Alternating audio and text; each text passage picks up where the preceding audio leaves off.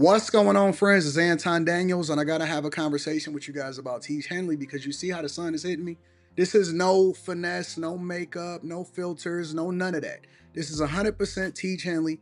I use it in the morning as soon as I get up, right after I pray and brush my teeth, jump in the shower, and I'm hitting the streets because you never get a second chance to make a first impression. So even though they're giving you 40% off your first order, 20% off for life, even though you may get a free gift, forget all that, right? Because we would do this even if it was full price because it's worth that much. I'm in the streets, I'm kicking it with people when I see Dusties everywhere. You don't want to be them. You want to separate yourself.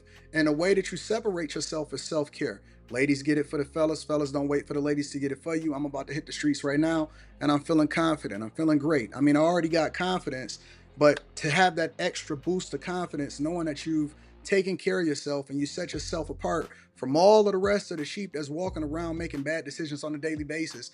And it's reflected in their actions. It's reflected in the products that they use. It's reflected in the people that they follow. And so if you're trying to level up, if you're trying to make sure that you look good, they're going to send you the pack. They're going to give you all of the instructions on how you're supposed to use it. Then make sure you get your Tiege Hanley. Again, 40% off your first order, 20% off for life. Get your free gift. Make sure you tap in with your boy Anton Daniels because Unc is never going to lead you wrong. I would never have you use a product that I don't use myself. Again, they've been rocking with me for a long time. Make sure you get your Tiege Hanley. I love you. I appreciate you. I'm going to holler at you guys later.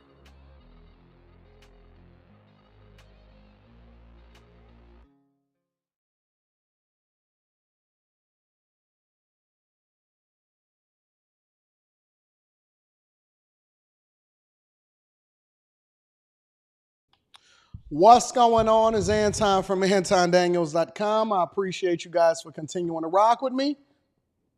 It is Wednesday, October 23rd, 2024, year of our Lord. What up, what up, what up, what up, what up? What up, friends and family? We in here like swimwear. Where my glasses at? Where my There we go.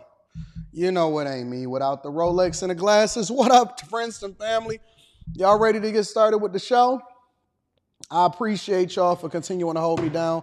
Shout out to everybody that participated on After Hours last night. Hey, After Hours is growing like crazy. We had over 2,600 people in After Hours watching at the same time. New channel that we just really got to this year. What up to all of my friends in the chat? What up, y'all? How y'all feel? Y'all feel good today? Are y'all feeling incredible today? All right? So we're going to go ahead and rock out. A couple of different housekeeping announcements that we got to do. First and foremost, you already know, make sure you tap into the Patreon. Link is in the description. Also, Tiege Hanley, 40% off your first order plus 20% off for life. That's there. That's also in the description. And then make sure you get your tickets to Let's Rant. All right, not this weekend. This weekend, I'm going to be in Romania. But next weekend, so the weekend of the 2nd in Atlanta, I know how y'all are. Our culture. And when I say our culture, I'm talking about all of us over here at the Bag Chasers, not just black people or white people, because I know I span all demographics, but our culture has a habit of doing things at the last minute. You will absolutely miss out. I'm just telling you. So Atlanta, November 2nd, Detroit, December 14th, we working, we getting to it, and we running it up, all right? So get your tickets, discount code Anton. If you put discount code Anton in there, you're going to get some monies off. I think it's like at least 20, 25%. Somebody give me the insight for that, and then we're going to rock out with that. All right, so make sure that you get your tickets. All right, also, so shout out to the people that's here early because I know people like to struggle stream in as the live goes on. Also, let me say this before I read the Super Chats and the Cash Apps. Tomorrow, just because I have a 12-hour flight tonight, so it's only one flight leaving out of Metro Detroit Airport, DTW. Just because I have a flight tonight and it's 12 hours does not mean that there will not be a Millionaire Morning Show tomorrow. We don't miss. That's my slogan. It's one of many slogans. We don't miss. So there will be a show for you guys tomorrow. Absolutely. Congratulations.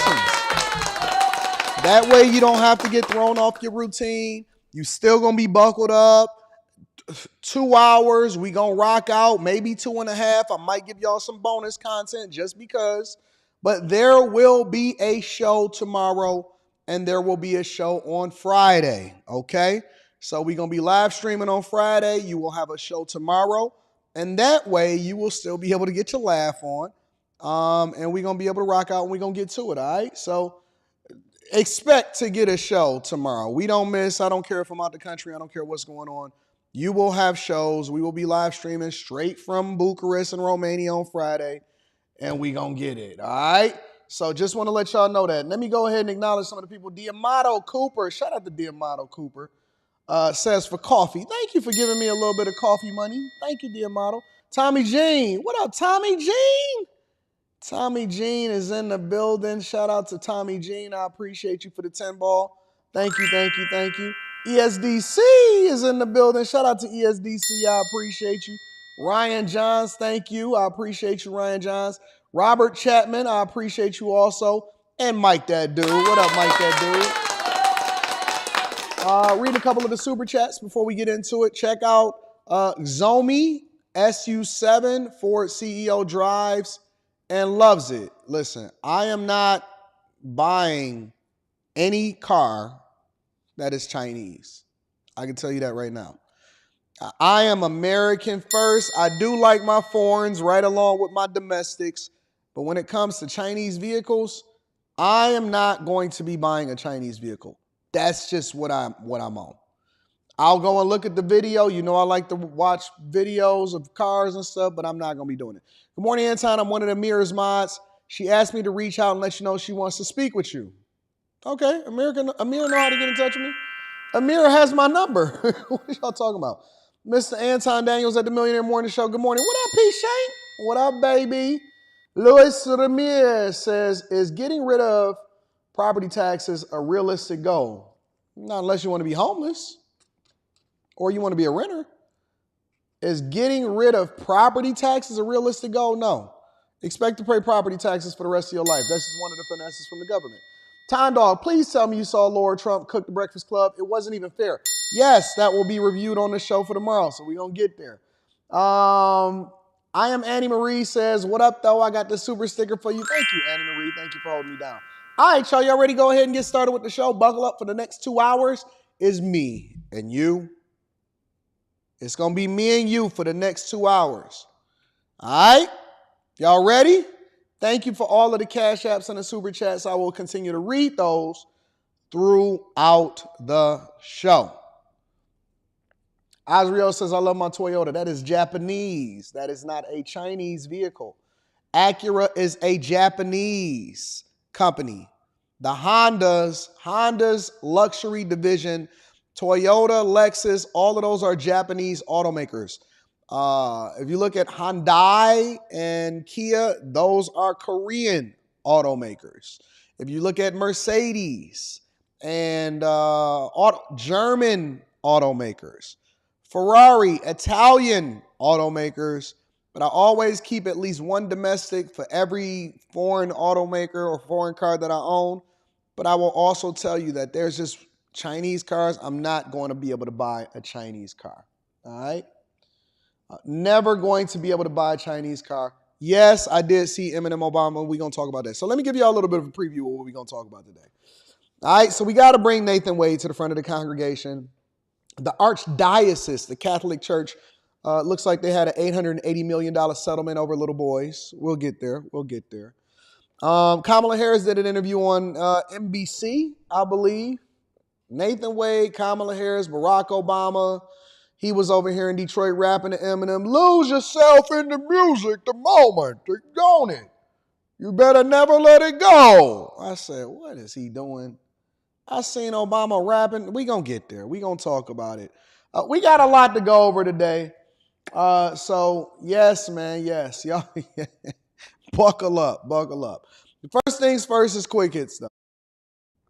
Quick Hits is a segment of the show that we don't necessarily think that we need to dedicate an entire segment to as far as each individual subject, but we definitely want to keep y'all in the loop on what's going on in these streets.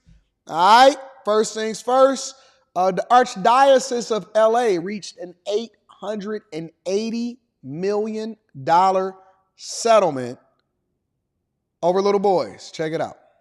Now to that massive settlement by the LA Archdiocese, $880 million to settle more than 1,300 child sexual abuse claims. NBC4's Darsha Phillips in studio with us tonight with more. Darsha? Okay. They said, Anton, you're a man of God. You should not be looking at women. Your eyes shouldn't work.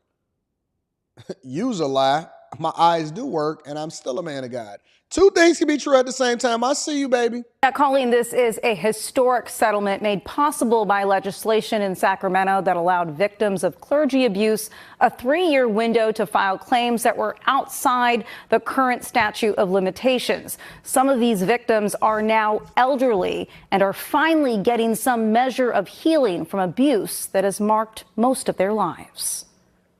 The Archdiocese of Los Angeles has agreed to pay a record settlement of $880 million to victims who were sexually abused by local Catholic priests dating back decades. Attorney Morgan Stewart represented some of those victims. From a standpoint of a survivor carrying a message where, they were 9, 10, 11 abused by a priest and they're grateful to an attorney for 20, 30 years later, bringing them some closure is amazing and heartwarming. 1,353 victims were part of this settlement that included months of negotiations with the Archdiocese. Archbishop Jose Gomez approved the settlement and released a letter to his parishioners saying in part, "I am very sorry for every one of these incidents from the bottom of my heart. My hope is that this settlement will provide some measure of healing for what these men and women have suffered."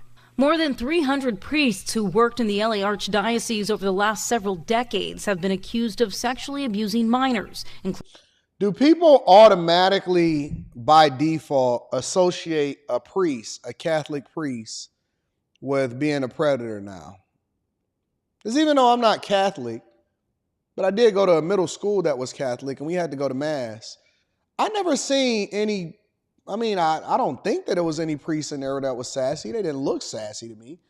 But do people automatically associate priests with being, and of course they know that every priest isn't bad, but do they automatically associate it with being liking little boys?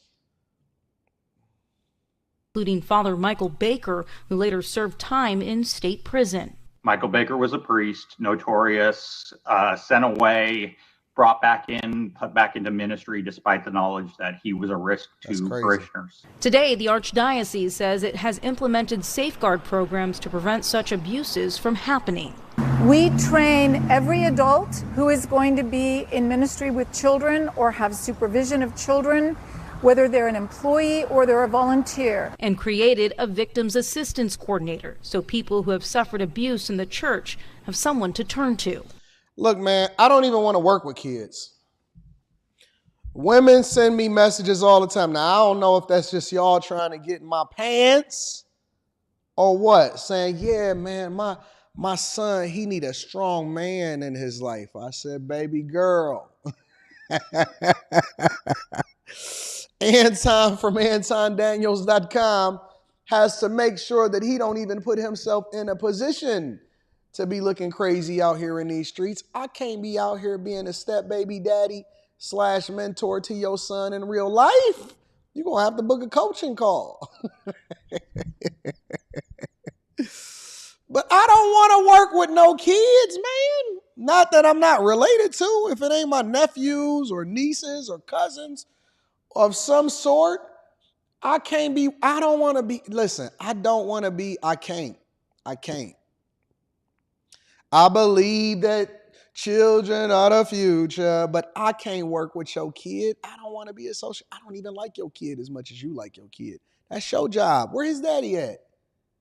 His daddy locked up. I can't do nothing for you, baby girl. You got to go talk to his daddy. Go ahead and put him on that prison glass. Give me some, son. You know how you put your fist on a glass? Give me some, son. You keep it solid. What do I look like? Kane from Innocent Society? Do I look like I'm trying to take care of Purnell's son? I can't take care of Purnell's son. I can't do that. I don't believe in even associating myself. I won't even open up a daycare. I'm not interested in being around nothing associated with children. I'm straight. Now, if you want to get a little bit of a different type of coaching call, no, let me stop playing. Because then they're going to be like, Anton, see, I knew he was a... I can coach you on how to make sure that you tell your son how to do the right thing. I can coach you on how to get you a man, but I can't coach your son. This ain't little league. This the big leagues over here. Anyways, let me continue on with the show. In addition to that, 3 people were shot the other day on the way to the Lil Durk concert. Y'all know who Lil Durk is, the rapper Lil Durk? 3 young people, at least one of them was 15, 14, 15. One of them was killed. 3 people shot on the way to the Lil Durk concert in Chicago. Take a look. In fact, we just spoke with the brothers of the 18-year-old victim who was shot in his chest. They tell me that the 18-year-old was out with a group of friends headed to a Lil Durk concert at the United Center. Now, we do want to take you to video of the mass police presence at the scene from earlier tonight. They told me their brother and his friends were approached by a group of people on bikes and was shot after a struggle with the suspect's gun. This all unfolding just before 7 this evening near Walcott and Maypole, just steps away from the United Center. Police say a 15-year-old boy was shot in the hand and was grazed in the abdomen. That teen is the only one listed in good condition. That 18-year-old man, who family members say is from Elgin, was shot in his chest, and a 19-year-old man was hit in the rib area. Both are listed in critical condition. Relatives say the suspects tried to mug the group of friends before shots were fired. Parked, they were waiting for their friend to arrive, and then 4 kids pulled up on them, had their guns out, 2 on divvies, 2 on feet, and then they go up to them and, they mug them. They pull his girlfriend's purse, make her empty out the pockets, then they go to him, make him hand over all his stuff and everything. They pistol whip him again, and he goes to the ground. He grabs for their gun, from what his girlfriend has told me, and then they shoot him. Now, family members say that the victims are undergoing surgery as we speak. Police say so far no one is in custody. Of course nobody is in custody in Chicago. Don't this happen every year around a Lil Durk concert time? Anyways, and then last but not least, El Chapo's. The drug kingpin. His sons is negotiating a plea deal to ultimately plead guilty, possibly, but maybe get out of jail before their lifetime is up. Judy, ever since Ovidio Guzman and his brother Joaquin landed in the hands of federal prosecutors here, it seemed only a matter of time before they started playing Let's Make a Deal. Tonight, their attorney is saying talks are underway that could result in guilty pleas to the charges in a sizable drug trafficking case against them.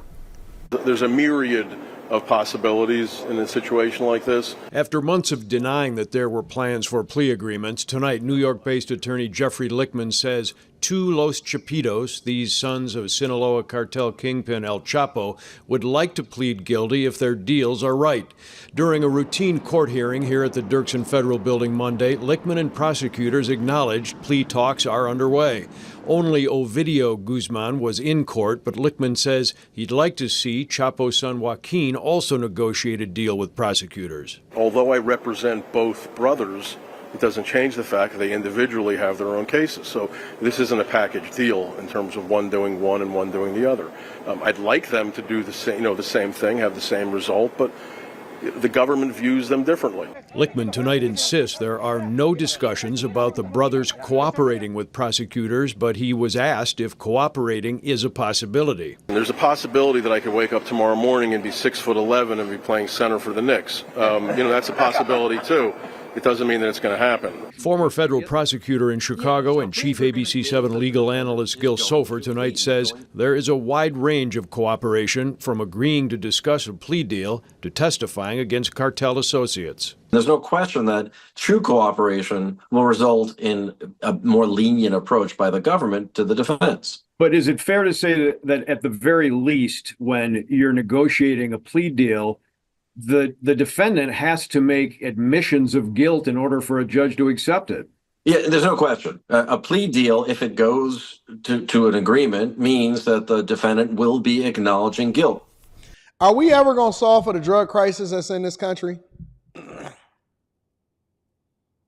Are we ever going to solve for the drug crisis in this country? in the world, let alone this country, but let's just say this country, are we ever going to really solve for the drug crisis, or is it too profitable? Ladies and gentlemen, that's your quick hits. All right, let me go ahead and read some of the super chats and let's get into the thick of things. So we got some fun stuff to go over. You've been on straight fire this week. Safe travels to you, Rita and the baby girl. Thank you, B. Nicole. I appreciate you, baby. And you know we don't stop no matter what.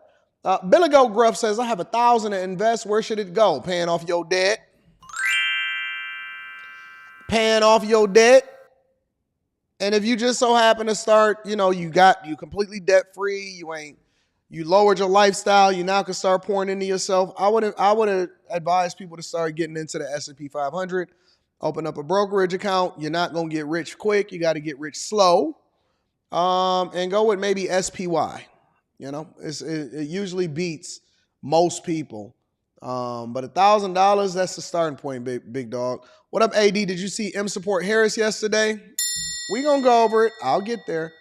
Shamara says, shout out to AD for being a great debater, amazing content creator, most importantly, a man of God. You are a national treasure and we appreciate you.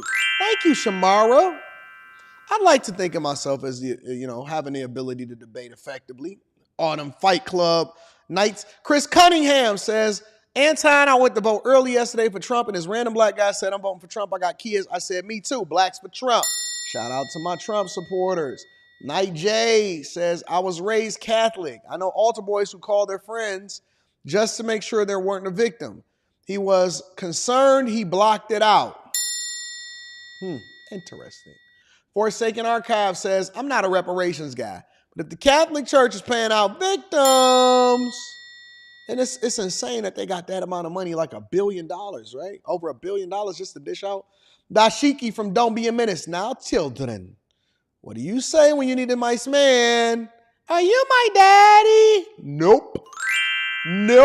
All right, y'all. Y'all ready to get into the show and get into the thick things? Again, if you are here more than once, if this is more than the first time that you've been here, you should have already subscribed to the platform.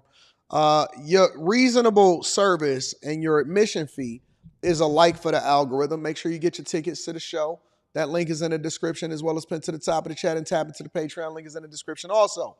All right, y'all. Let's go ahead and get started with the show. Y'all ready? Abercrombie & Fitch CEO. Now, it's not just Diddy that's catching L's. The CEOs of these large companies like Abercrombie & Fitch. Now, I read this story a while ago. I actually had read the story of people that were detailing and documenting how these guys were getting these young guys, because they were sassy, meaning that they are gay. Him and his partner allegedly has over a dozen victims that they trafficked. Let's get into it, and then I'll explain to you what I read from the articles, and then we're going to deep dive and give our opinion. Tonight, the shocking arrest of the man who helped launch Abercrombie & Fitch to must-wear brand status. The accusers numbering more than a dozen. Their allegations horrifying. Here's ABC's senior investigative correspondent, Aaron Katursky. We're here today to announce the arrest and charging of 3 defendants. It was a stunning announcement. Former CEO of Abercrombie & Fitch, Michael Jeffries, Matthew Smith, and James Jacobson. The former CEO of one of America's most celebrated brands, Abercrombie & Fitch, arrested along with his romantic partner and a business associate. Their sex trafficking and prostitution enterprise lasted at least from the end of 2008 until early 2015. So everybody was having freak-offs. You're in the music industry, you're in the film industry, you're in the clothing industry, then you're going to get you some sassy people having some freak-offs. Now, the question is, because we already know, because when they say his partner, you know what that is. So he had a male partner. And I'm going to go over some of the things that I read inside of the articles about what they would do and how they was operating. But everybody was having freak-offs. Everybody, and this is why I tell people that, you know, in the debate that I was having the other day on Hardly Initiated, shout out to them boys on Hardly Initiated. In that debate, I told people, I said, listen, y'all keep looking for these people that got money. Money. Everybody wants somebody that got some money. Everybody willing to sell their soul for a couple dollars. Everybody willing to give a percentage of themselves. Money. I said, listen, I don't teach my daughter to look for a man with money. I teach my daughter to look for a man that believes in God and has good character, that is equally yoked, meaning that they are both going in the same direction. I don't want my daughter to have a man. I want my daughter to have the man, similar to what her mother has and Anton, right? And so character means things. That means that how you get it is just as important as if you have it. It's not about power. It's not about influence. It's about doing the right thing.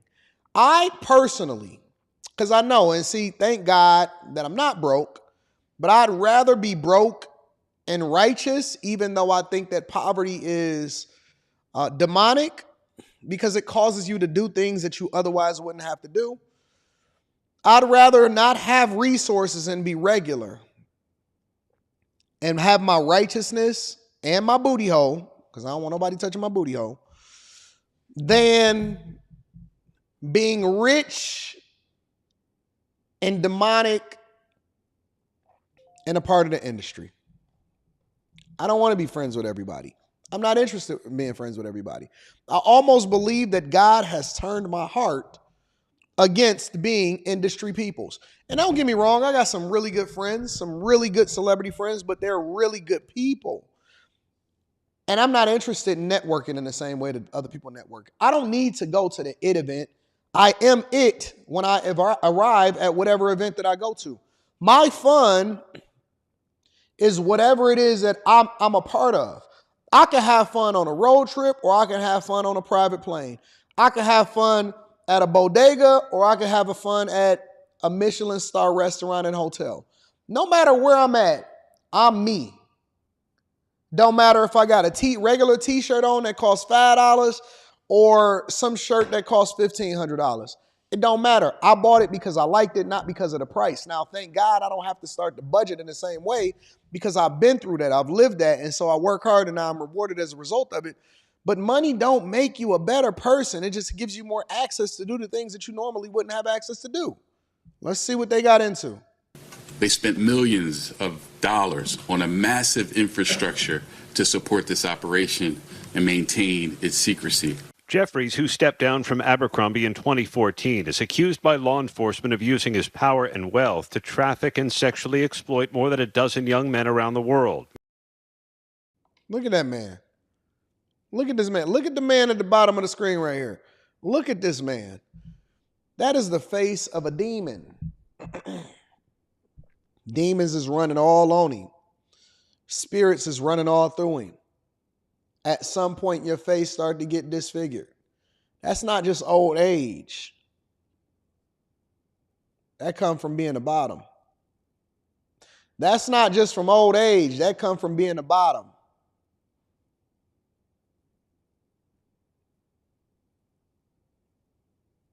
Many of them aspiring models.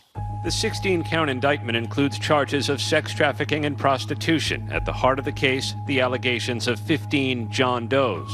So it's jaw-dropping and shocking in every twist and turn of his case. We've seen R. Kelly go down on similar charges, and in the Southern District of New York, Sean Combs is facing the exact same charges. When I saw the charges come down, I said perhaps this is a continuation of the reckoning that I think we are starting to see in this world of arts and entertainment moving forward. The arrests are relief to those who have alleged in civil lawsuits they were victimized. This, what feels like an evil villain, continued to use his power to harm a lot of people. And I don't think he feels bad about it. To anyone who thinks they can exploit and coerce others by using the so-called casting couch system, this case should serve as a warning. Jeffries and his romantic partner Matthew Smith were arrested in Palm Beach, Florida. Jeffries is now released on a $10 million bond while Smith remains detained. Their attorneys issued identical statements saying we will respond in detail to the allegations after the indictment is unsealed and when appropriate, but plan to do so in the courthouse, not the media. Jacobson was arrested in Wisconsin. He appeared in a Minnesota courtroom and was released on bail. His attorneys declined to comment. Court documents allege the length Jeffries, his partner Smith, and their business associate Jacobson used to lure young men to sex events around the globe, from New York to Europe and Morocco. This indictment is that these three men would use the allure of a modeling career or being associated with Abercrombie and Fitch to seduce and also allegedly rape many of these men. Prosecutors said the itineraries for some of the events made no mention of sex and instead resembled those often sent to models for photo shoots. Jacobson allegedly acted as a recruiter for Jeffries and Smith. Jacobson engaged in, quote, tryouts with men across the world where he would typically pay them to engage in sex acts with him.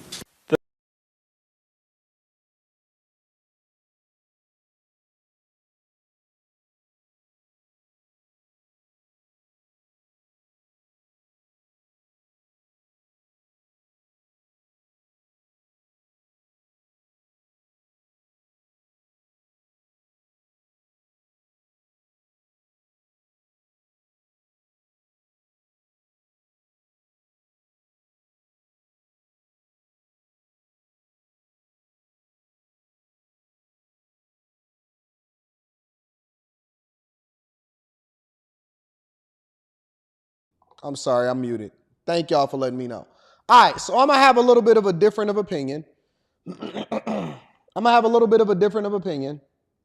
Difference of opinion. And I would like for you guys to let me know if I'm off. Okay? And the reason that I want to have a difference of opinion is because I want to look at this in truth. Was the Abercrombie and Fitch, or is the Abercrombie and Fitch conglomerate, him and his boyfriend, do I think that they're demonic? 100%. Do I think that they leveraged their power and influence and money to get some, to become the tops instead of the bottoms of guys that wanted to become models? 100%. Do I think that they're good people? 100%.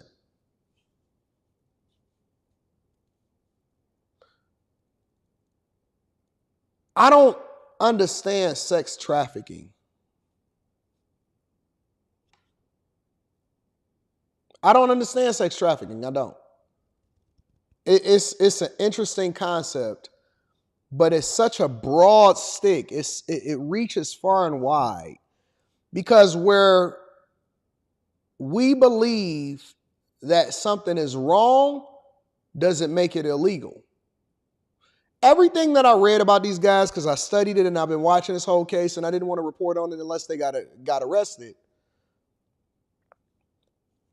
What I'm trying to figure out is, because I know in the court of public opinion, we want people thrown in jail and we want to get rid of people no matter what. All right? That's what we do. That's how we want to roll. But here's what I'm trying to understand. Because I disagree with you and I think that you're morally wrong, does that by default mean that you're doing something illegal? Because it's a difference if you're dealing with children. Now that's illegal and you should be thrown under the jail. But if you're a grown man and you 20 years old,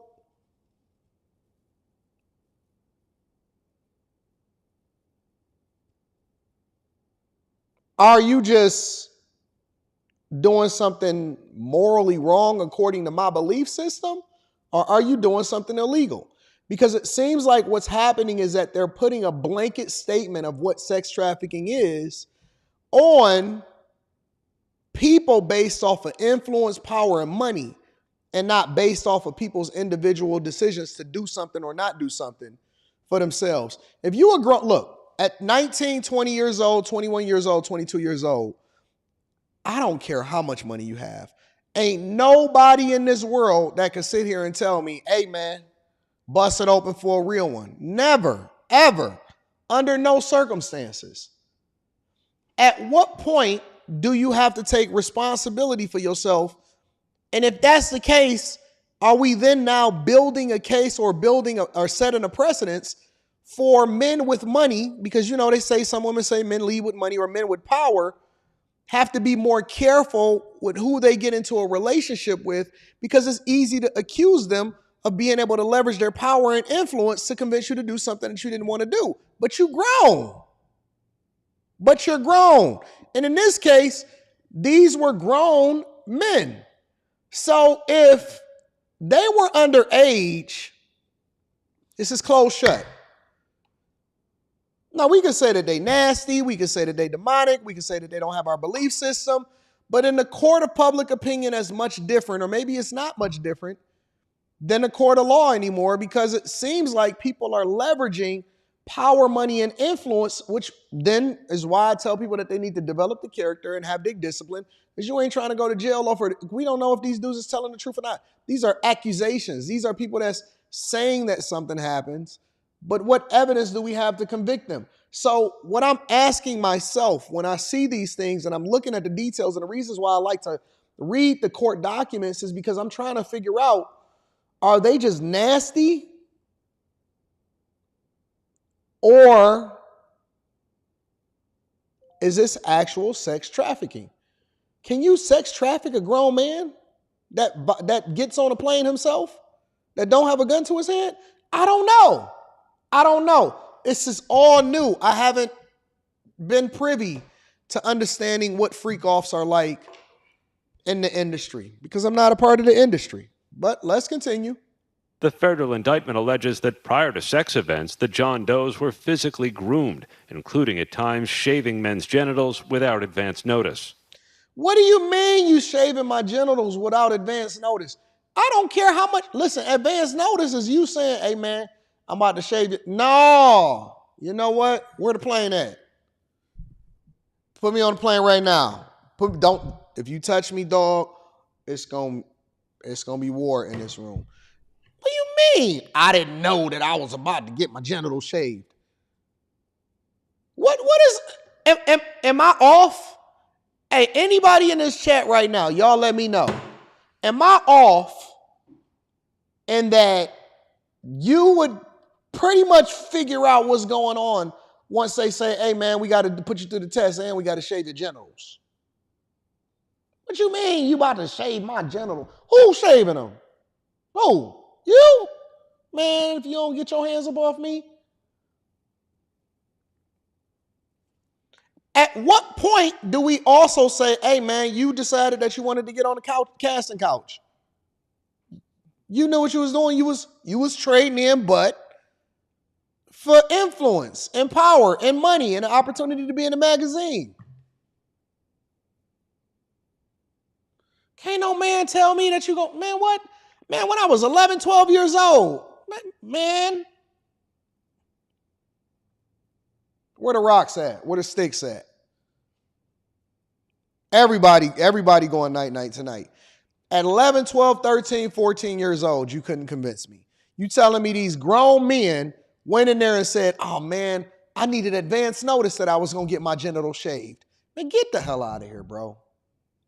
There were two things that stood out to me to the indictment. One, the network that was made and used to facilitate the sex trafficking, but also the use of drugs to induce erections so that people who could not or would not participate in sexual acts were forced to do so. The defendants pressured the men to consume alcohol, Viagra, and muscle relaxants known as poppers during the sex events. At the sex events, the indictment alleges staff controlled the entry and exit and directed men to wear costumes and use sex toys. Never. Prosecutors claim the victims were sometimes paid for attending the events and forced to sign non-disclosure agreements. It's a forced to sign non-disclosure agreements. And you got to dress up with your butt out. So, okay, hey man, CEO want to meet you. We got to get your genitals shaved, and you got to put on this latex suit, have the butt part out though. We cut the butt out of the back. So the whole latex suit, you're going to look like a gimp, right? But then we cut the butt out on the back, okay? And there's some Viagra over there, some alcohol, and sign this non-disclosure agreement, and we got some money for you too.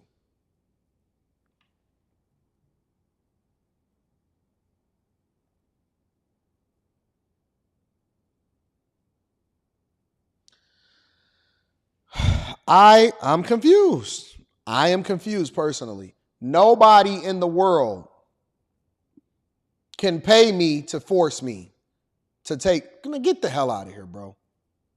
Staggering fall for the once highly successful CEO of Abercrombie Fitch. Mike Jeffries expanded Abercrombie & Fitch from a small apparel store in the United States to a massive enterprise throughout the world.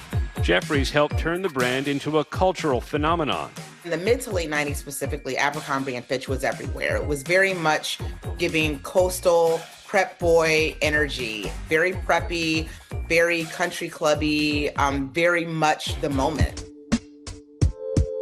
Popular among teens, Abercrombie's marketing campaigns in commercials like these, selling sexy images of shirtless men and barely dressed women.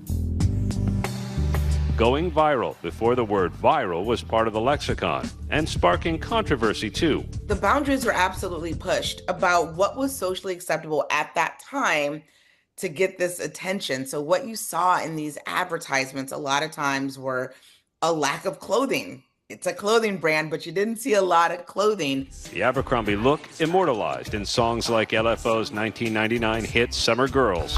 I like girls that wear Abercrombie.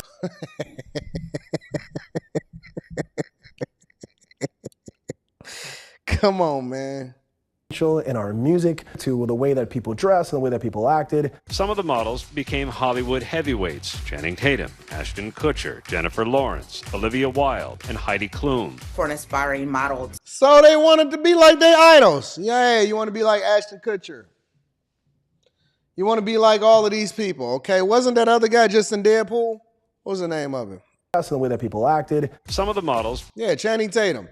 Wasn't he just in Deadpool?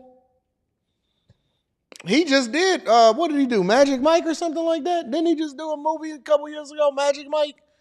Look, I think that these people are nasty. And again, I think that they're demonic and it's wrong. It's morally wrong. But I'm trying to personally understand the line of where you cross into illegal versus morally compromised. Let me say it again for the people in the back.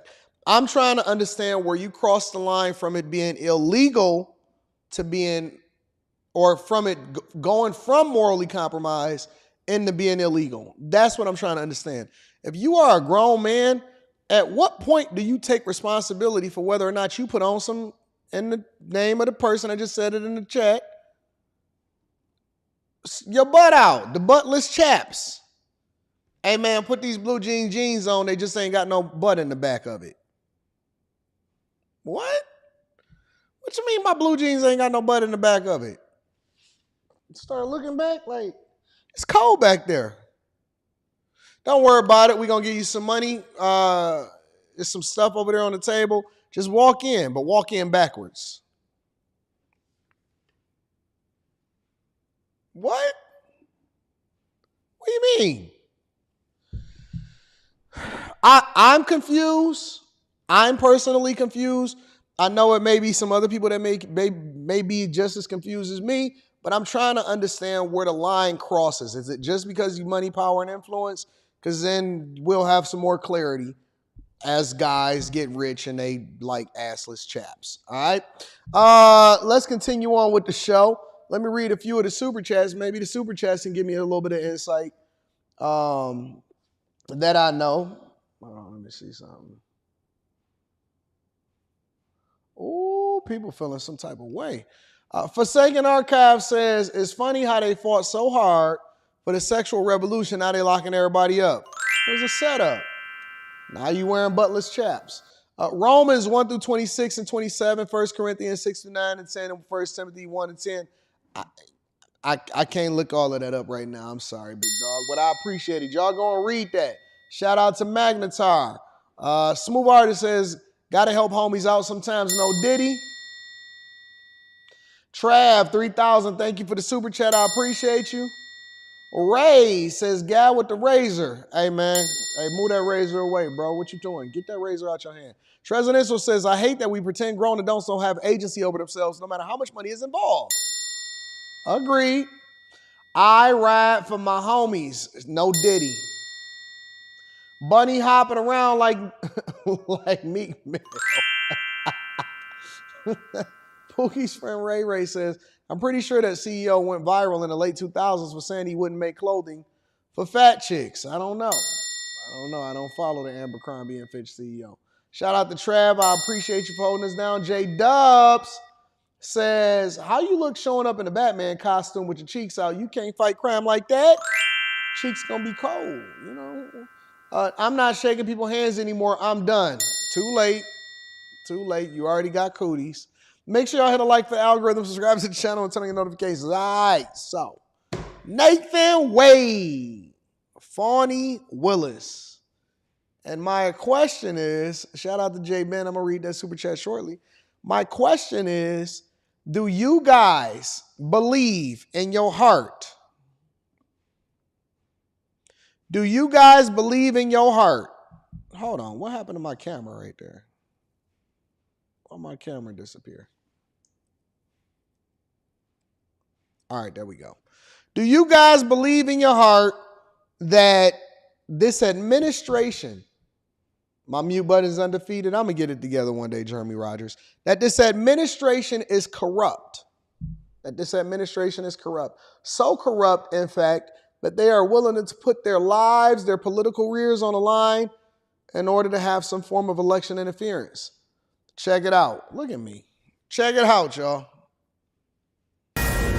Well, former Georgia Special Prosecutor Nathan Wade is now admitting to several meetings with White House officials during his time on the state's Trump case. Now, that's coming from a newly released transcript of Wade's deposition on Capitol Hill last week. Wade resigned from the Trump probe back in March after his romantic relationship with Fulton County DA Fawny Willis came to light. Mike Emanuel is live in Washington with the latest details. Mike. Emily, good afternoon. In his meeting with lawmakers and congressional staff, Nathan Wade's memory was a little fuzzy. Wade was asked, quote, did the interview with D.C. White House, to your recollection, involve anyone from the Department of Justice? Answer, I don't recall. On another matter, Wade was a little more clear when he was asked, quote, and did anyone in the White House direct you or, to your knowledge, anyone else at the Fulton County District Attorney's Office to file charges against Donald Trump? Answer, no, ma'am. Wade was on Capitol Hill 1 week ago for that questioning. In May 2022, Wade billed for a meeting with the White House counsel's office at his hourly rate of $250.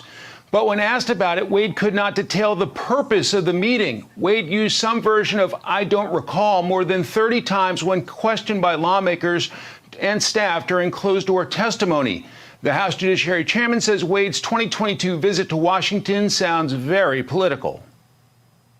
You got the whole thing with Nathan Wade, taxpayer money going to Nathan Wade. He was traveling to Washington, meeting with the DOJ, the White House, the January 6th committee, all in this effort to go after President Trump.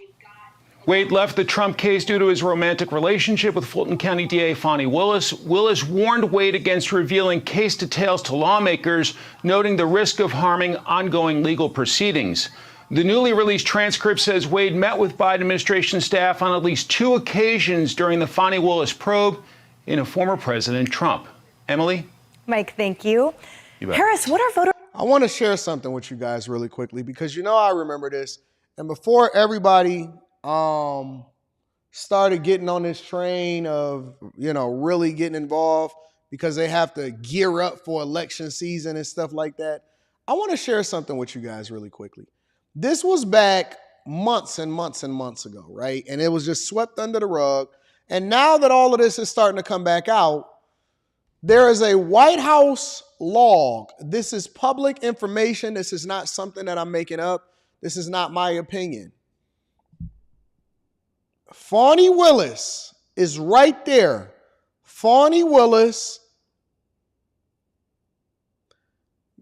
attended the White House. She testified under oath and said, no, I didn't visit the White House prior to, but her and Andre Dickens, who was the mayor of Atlanta, interesting. So then couple months later, they just so happen to file these charges against Trump, these 91 charges in Georgia. Met with the vice president, visitee, last, V. POTUS. It's right there. Or can you confirm whether or not Ms. Willis or Mr. Wade were coordinating with the Biden White House in the course of this investigation and prosecution? I mean, the discovery, they've got, a lot of our discovery involves the January 6th. I mean, a lot of what we have in discovery is the same stuff that other places have. So they had to have gotten it from somewhere. And they also, they read a lot of the testimony. They played testimony in the special purpose grand jury. So, I don't know how they got all of that, but they got it somehow. And then, there's one of the other things I did was I did a open records for the White House access, and we had records that Ms. Willis and the mayor of Atlanta were at meeting with the vice president. Okay, and so this is the access history. How does that work? The White House keeps records of anybody that comes in and has any kind of official meeting, for sure? Yes, and my understanding is it's highly regulated who can access the White House, and so you have to apply in person or apply ahead of time, and then they give you a time when you make the appointment, and they give you a time when you're allowed to be in and when you have to be out by, and they track you. And I mean, that makes sense. They don't want anybody lingering in the White House, but they keep that. And so they're called WAVE records, I believe is what they're called, and I'm not sure what that's an acronym for, but they're publicly available. They're open records. And this record that's shown on the screen shows Fonnie Willis was a visitor with V. POTUS. I presume that's Vice President of the United States? Yes, it was. And what was the date of that back in, was that February sometime of 23? February 28, 2023. Is that before the indictment? Yes. Okay. Any further explanation of why Ms. Willis was meeting with the Vice President of the United States? No. I know Dexter Bonds, and I believe that's the same one that Mr. I think it's Dixon, the mayor of Atlanta, was also.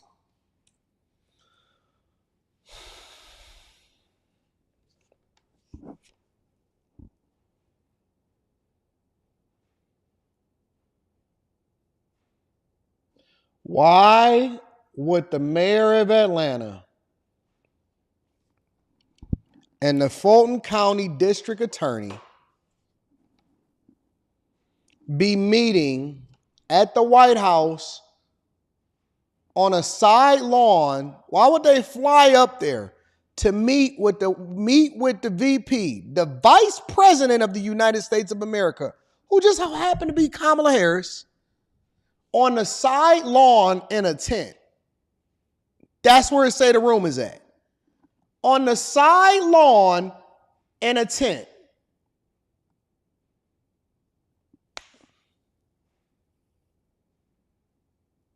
So nobody got their investigation skills on? Nobody got their, or is everybody scared? Should I be scared? Should I not be rehashing this 2 weeks to the election? On a side lawn in a tent.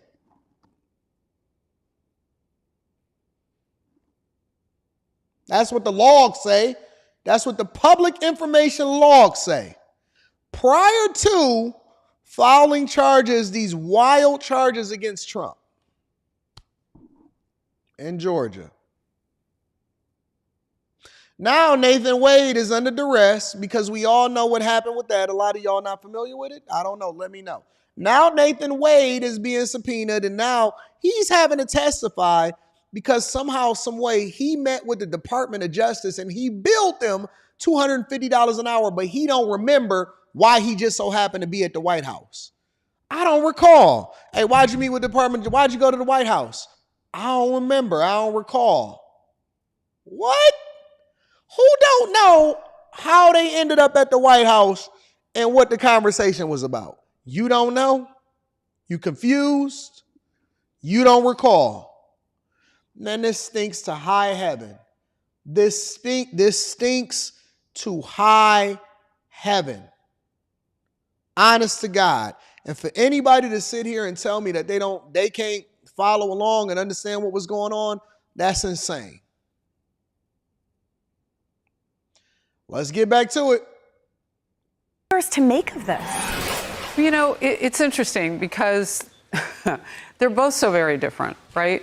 I mean, you've got Fani Willis and you've got her lover, and the only two things that they have in common was take down Trump, and they tried to do that. I'm not so sure that the Justice Department shouldn't have jumped in here early and taken a real good look at this, because I want to know, is this happening in other places around the country? And with him now bringing forth information so late in the game, why didn't we know this before? And why is everything always right before an election? I mean, it's important to know what is going on, but was this legal warfare? Is that really close to, you know, really truthful? It looks like it was, in fact. It looks like we could have used these receipts a while ago. So why is the DOJ involved? This is a presidential candidate that this had to do with.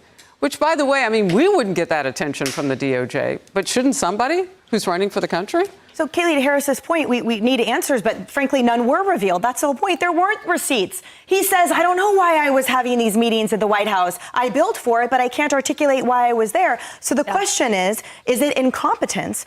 Is it fraud? And is it an absolute travesty of the justice system? To Harris's point, this is a presidential candidate. Yes. And no matter what, this is unacceptable. Yeah, look, I mean, there are so many questions. Nathan Wade, I'm not obviously in his head, thankfully, but Nathan Wade, I mean, you have this May 2022 meeting with the White House counsel's office, and you billed $200. So wait, check it out. Nathan Wade had a May 2022 meeting too.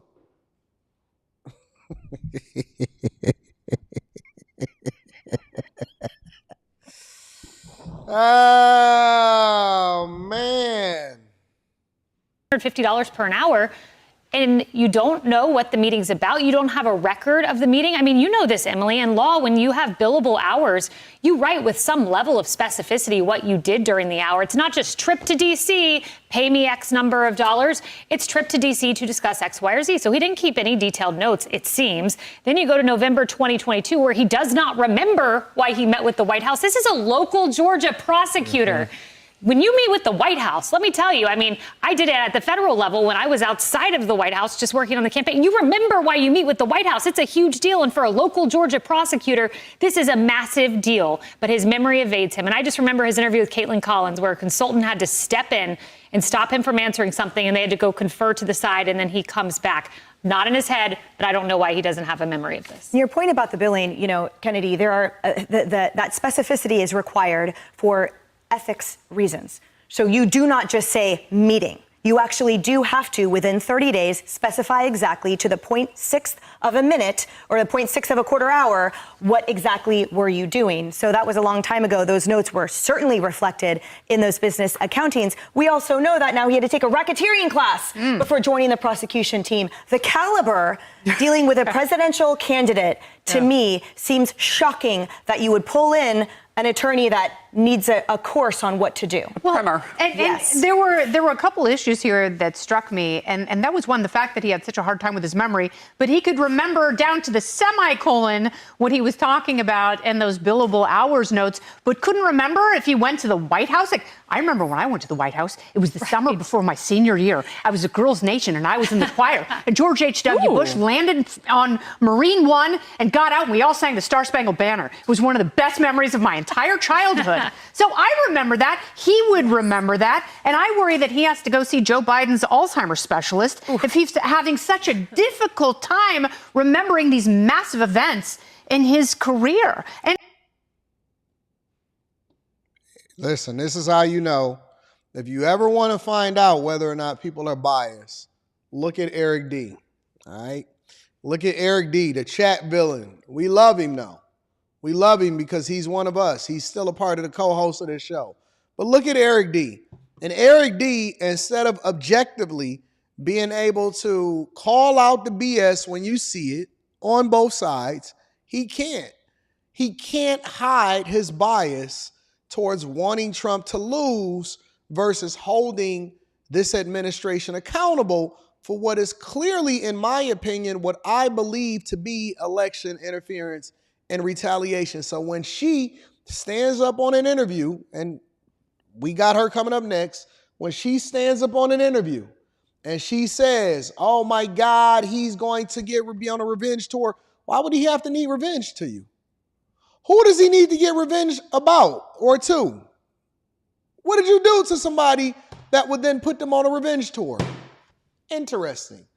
Interesting. Yes, Eric D is a chat villain. He is a chat villain, and it stinks. It stinks. It stinks. All right. Let me read a couple of super chats, and then we're going to get over to Kamala Harris. Let's see what she says in her recent interview. J. Ben, my dog says, blink twice, snitched on all those parties. Shout out to J. Ben. I appreciate you. High Tolerance says, we got over 4,000 people watching. Y'all need to hit a like for the algorithm. They got served with the high and tight. Not all hands are steady hands. Cuts and nicks are getting smacked on the ball with alcohol. It's nasty work. I don't even like saying it. It sounds crazy.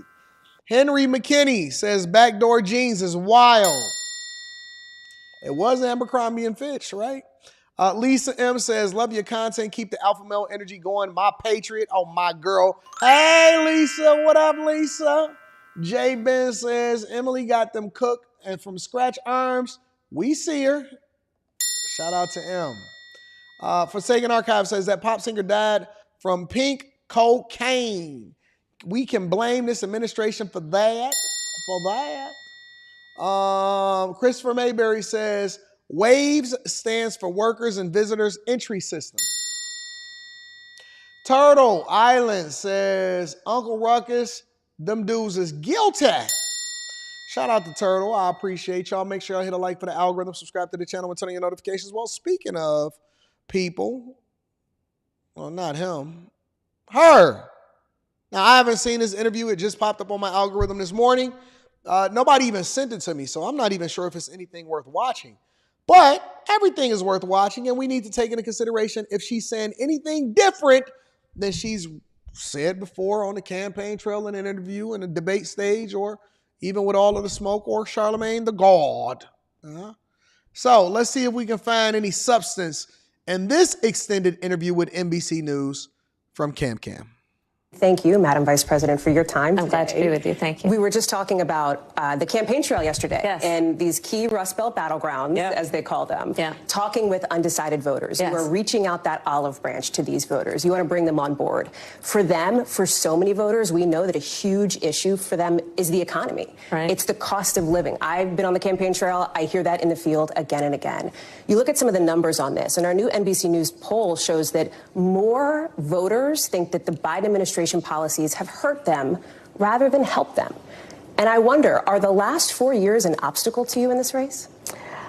Here's how I look at it. First of all, let me be very clear. Mine will not be a continuation of the Biden administration. I bring my own experiences, my own ideas to it, and it has informed a number of my areas of focus, most of which are, on, to your point, lowering costs. I am traveling the country. I am very clear. Cost of groceries still too high. The voters know it. I know it. So part of my plan includes what we need to do to bring down the price of groceries, including the work I will do dealing with price gouging, something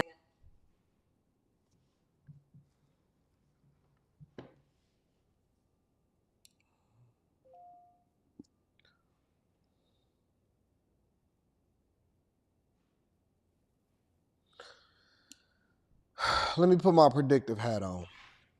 Price gouging, because we want to go after the bad actors, and we know that most of them are doing the right thing because we love our small businesses.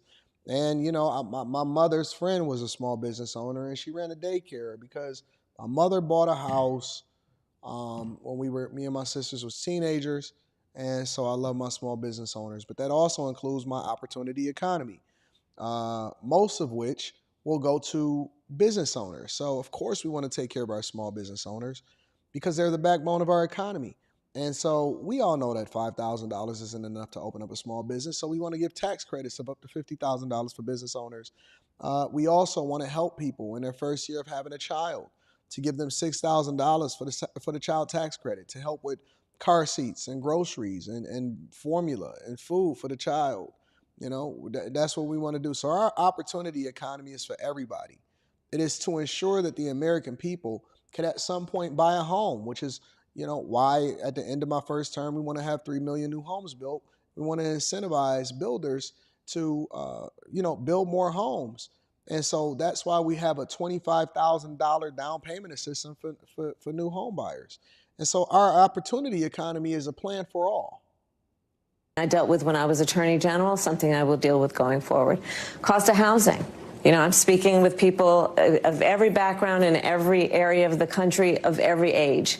And, you know, the idea of the American dream was something that previous generations could count on, not as much anymore. Bringing down the cost of housing by doing what I have done in my career that perhaps is a different approach, which is really actively working with the private sector, for example, home builders, to create incentives for them to build millions of new homes in housing units so we can bring down the cost, including what I will do to give people a $25,000 down payment assistance if they are a first-time home buyer. So these are examples. The example is what I'm going to do to expand the child tax credit because, listen, young parents in particular, they need help. They have a natural desire to parent their children well, but not always the resources. $6,000 extra dollars during the first year of their child's life can help them buy a crib or a car seat or clothes, the things that are so crucial to that phase of their child's development.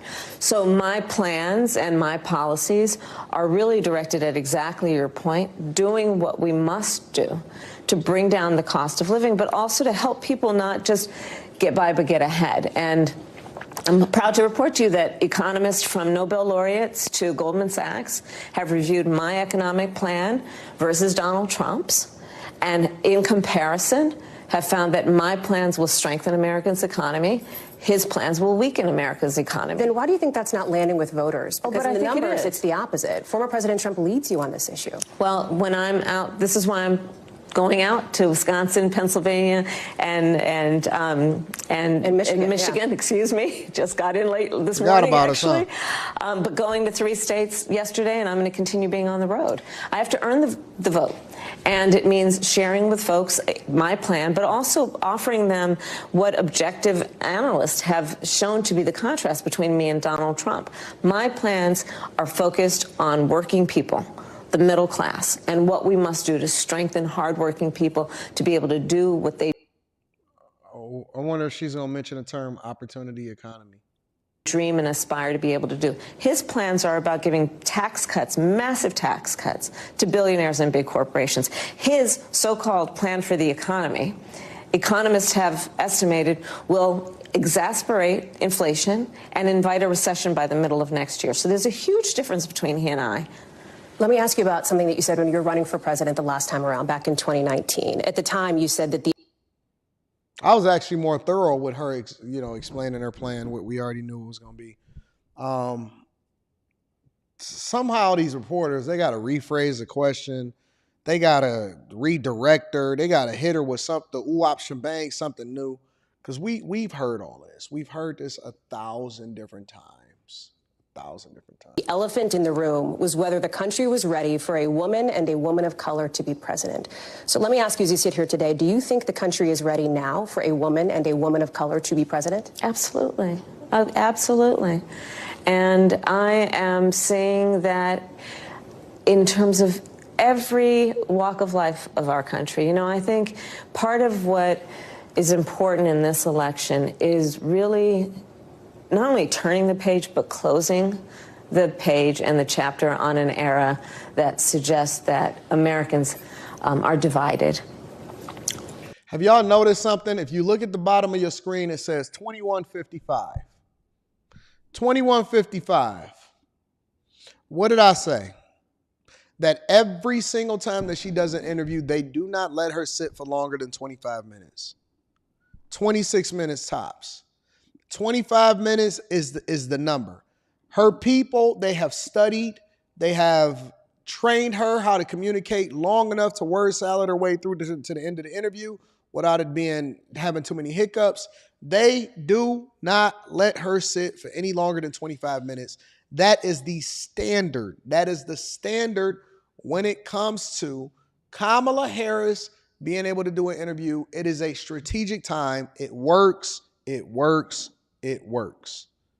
It works. There is a strategy to this 10 times out of 10. What I know from personal experience, from lived experience, and from my travels, even most recently, the vast majority of us have so much more in common than what separates us. And what the American people want in their president is a president for all Americans, which is the type and kind of president I pledge to be. This is my life's work. As you know, I started as a prosecutor. I never asked. Never asked, are you Democrat or Republican? I always ask if you are okay. I never asked my victims, are you a Democrat or are you a Republican? I just asked them, are you okay? Victim of crime, a witness to crime, are you a Republican or Democrat? The only thing I ever ask them is, are you okay?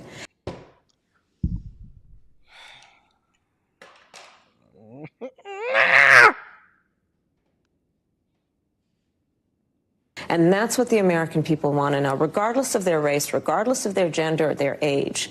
They want to know that they have a president who sees them and understands their needs and focuses on their needs, understanding we all deserve to have a president who is focused on solutions and not just fanning the flames of division and hate. You've been reluctant to lean into, to talk about the historic nature of your candidacy on the campaign trail. Why is that? Well, I'm clearly a woman. I don't need to point that out to anyone.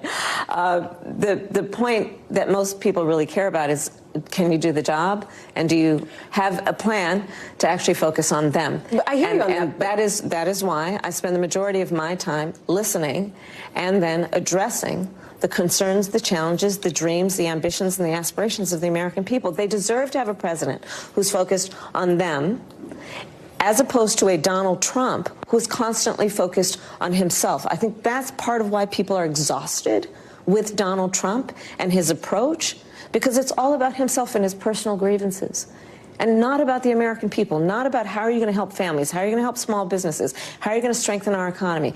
These are the things I'm focused on. I'm focused on investing in the new industries on which America should lead and be a global leader. I ask because to implement the agenda that you want to implement, you have to win first. You have to win the White House. And right now there is a big gender gap in this race. Fewer men support you right now than they did President Biden. Some of your allies have suggested there's sexism at play. I wonder, do you think there is sexism at play here? Let me just tell you something. You've come to my events, and you will see there are men and women at those events, whether it be small events or events with 10,000 people. So the experience that I am having is one in which it is clear. Did you know that they teach y'all how to speak like this? When you are a public speaker, especially when you get to the level of the president, and Obama did this masterfully. Obama was the best at it. He was really great at being able to communicate effectively with the people back then. He's a little rusty now. So now, as you'll see in the next segment, he's over there singing to Eminem, lose yourself in the music, the moment. You own it. You should have never let it go. He's very masterful, or he used to be masterful back in 2008, 2009 through 2014, 15. He was masterful in talking to the people like this and being very purposeful with directing your eyes and then exemplifying, that masculinity and that suave while directing you to feel a certain type of way. And when he wanted to hit on a point, he would pull out his pointer on his literally, it's like this. It's like this, and then it's like this. It's two ways that they communicate. It's like this, because I want you to understand that my point and the point of the American people is to ensure. And if you really want to get into it, then you start doing like this, because I don't understand. I don't know if y'all really understand what's going on. Communication is an art. It's an art form. A lot of people think that they could just get up on these panels and they can talk. That's why they get quiet. That's why they start freezing when the lights come on, or they have a difficulty having conversations with people or performing and public speaking and stuff. It's an art form. And I study why people do the things that they do. I read books on how to communicate more effectively. And then you see that displayed when I go on, like Harley initiated the other day in person. The communication style is completely different. So whereas he was sitting like this and relaxed, he was doing like that, the whole time I'm like this. And then I use my hands and my gestures a little bit more. And, it's an art form. So all presidents or all people that are proposing to be president of the United States of America, including Kamala Harris, they strategically start to do like this, and then they put their hands down.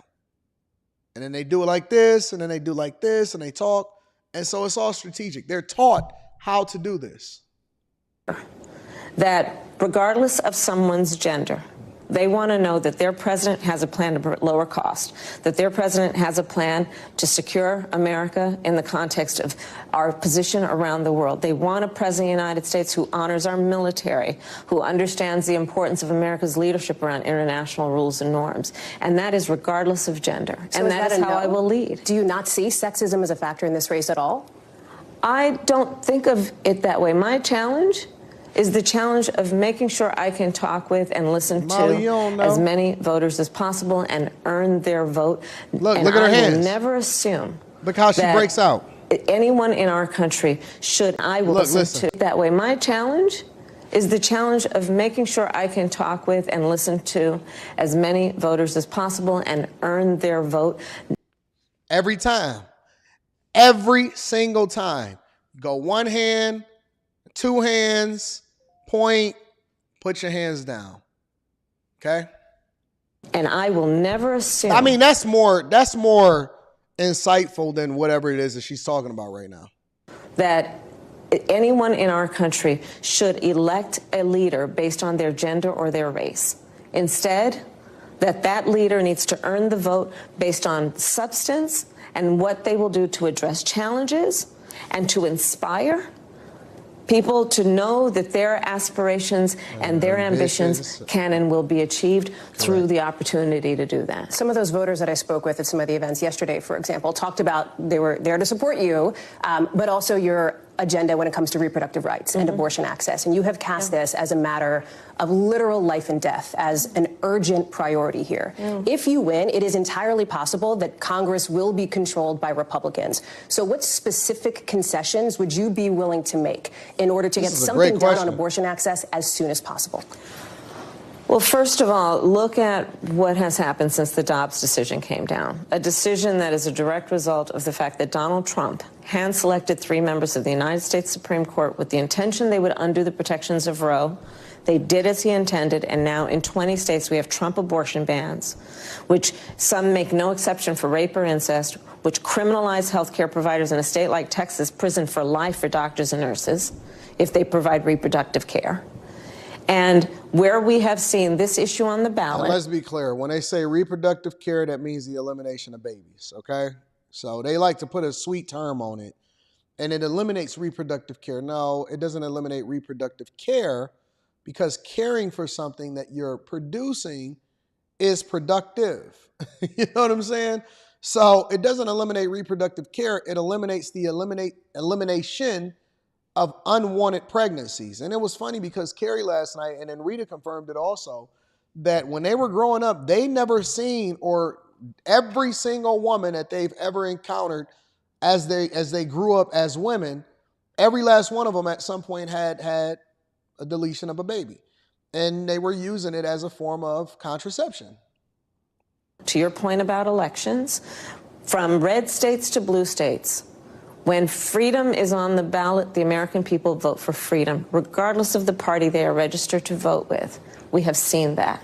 And I know that there are members of the United States Congress who are well aware that their constituents are in favor of the very fundamental principle that a woman should be able to make decisions about her own body and not have. The question was, because I know y'all get caught up in a word salad, what concessions are you willing to make in order to push back through Roe v. Wade or the ability for the federal government to oversee what women can and can't do with their bodies? That was it. She's not answering the question. For government, tell her what to do. So is a question of pragmatism then, what concessions would be on the table? Religious exemptions, for example, is that something that you would consider? I don't think we should be making concessions when we're talking about a fundamental freedom to make decisions about your own body. To Republicans like, for example, Susan Collins, Lisa Murkowski, who would back something like this on a Democratic agenda if, in fact, Republicans control Congress, would you offer them an olive branch, or is that off the table? Is that not an option for you? I'm not going to engage in hypotheticals because we can go on with a variety of scenarios. Let's just start with a fundamental fact. A basic freedom has been taken from the women of America. Y'all should read. No, don't read it. You can't read it. I love the book Diplomacy. I don't want y'all to read it because sometimes some of y'all are not mentally prepared for that type of conversation and that type of book. It's over 600 pages, so a lot of people are not going to read it anyway. But again, if the Congress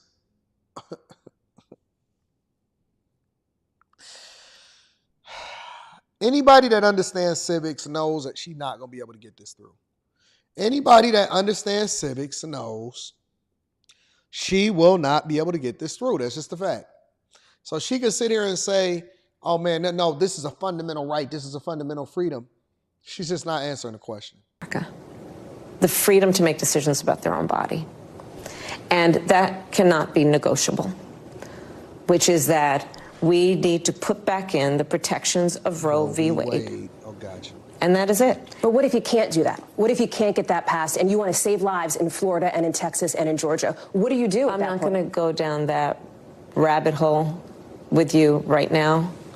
Because right now... It's a question that's out there because it's not a guarantee that Democrats will win control of Congress. Well, I'm doing everything I can to make sure that we do. On this issue, I think that what is clear to me is whether someone is... I was just with one of the leaders, and I think opinion leaders in the Republican Party, Liz Cheney, who she has stated publicly and has expressed her private feelings. She said it on stage yesterday. She is pro-life. But she also understands the pain and the tragedy that has happened since Donald Trump allowed Roe v. Wade to be overturned. So that's my point about what is non-negotiable. It has to be that we agree that it is so fundamental that we allow women the ability with their doctor, if they choose talking with their faith leader, to be able to make these decisions and not have the government tell her what to do. On the question of your beliefs, what you believe in, let me ask you this question very broadly speaking here. Sure. Do you believe that transgender Americans should have access to gender-affirming care in this country? I believe we should follow the law. I mean, I think you're probably pointing to the speaking here. Sure. Do you believe that transgender Americans should have access to gender-affirming care in this country? I believe we should follow the law. I mean, I think you're probably pointing to the fact that Donald Trump's campaign has spent tens of millions of dollars. They're trying to define you on this. Yes, I'm asking you to define yourself, though. Just broadly speaking, what is your value? Do you believe they should have that access? I believe that people, as the law states, even on this issue about federal law, that is a decision that doctors will make in terms of what is medically necessary. I'm not going to put myself in the position of a doctor, but let's also understand that Donald Trump is running tens of millions. Girl, she said that she trying to get you of dollars in ads to talk about two cases to distract from the fact that his policy and plan is also to take away the Affordable Care Act, which provides health care for tens of millions of people in our country. That his plan is to undo the $35 a month cap on it. Girl, what is your stance on this? Where do you stand on this issue? Should they or shouldn't they? Is this something that you think should happen or not happen? Yes, it should. No, it shouldn't. No position? Okay. Insulin, that it impacts millions of seniors in our country, that his plan is to do away with the $2,000 cap on prescription medication, the annual cap, that his plan is to get rid of the Department of Education, which would mean getting rid of Head Start, that his plan is to give tax cuts to billionaires and big corporations and on the backs of middle-class working people. So let's not get distracted by the issues that, to your point from the introductory point you raised, people want to know that their president has I would love to ask her. I would ask her, what is a woman? I would ask her. Plan to make their life better. And that includes bringing down the cost of living. It includes dealing with prescription medication costs. It includes addressing the housing crisis and affordable housing crisis in our country. It includes supporting our small businesses, investing in American industries, and strengthening our economy. I will move on, but I don't know that I heard a clear answer from you on the issue of gender-affirming care. It sounds like what you're saying is there should be something between trans Americans and their doctors.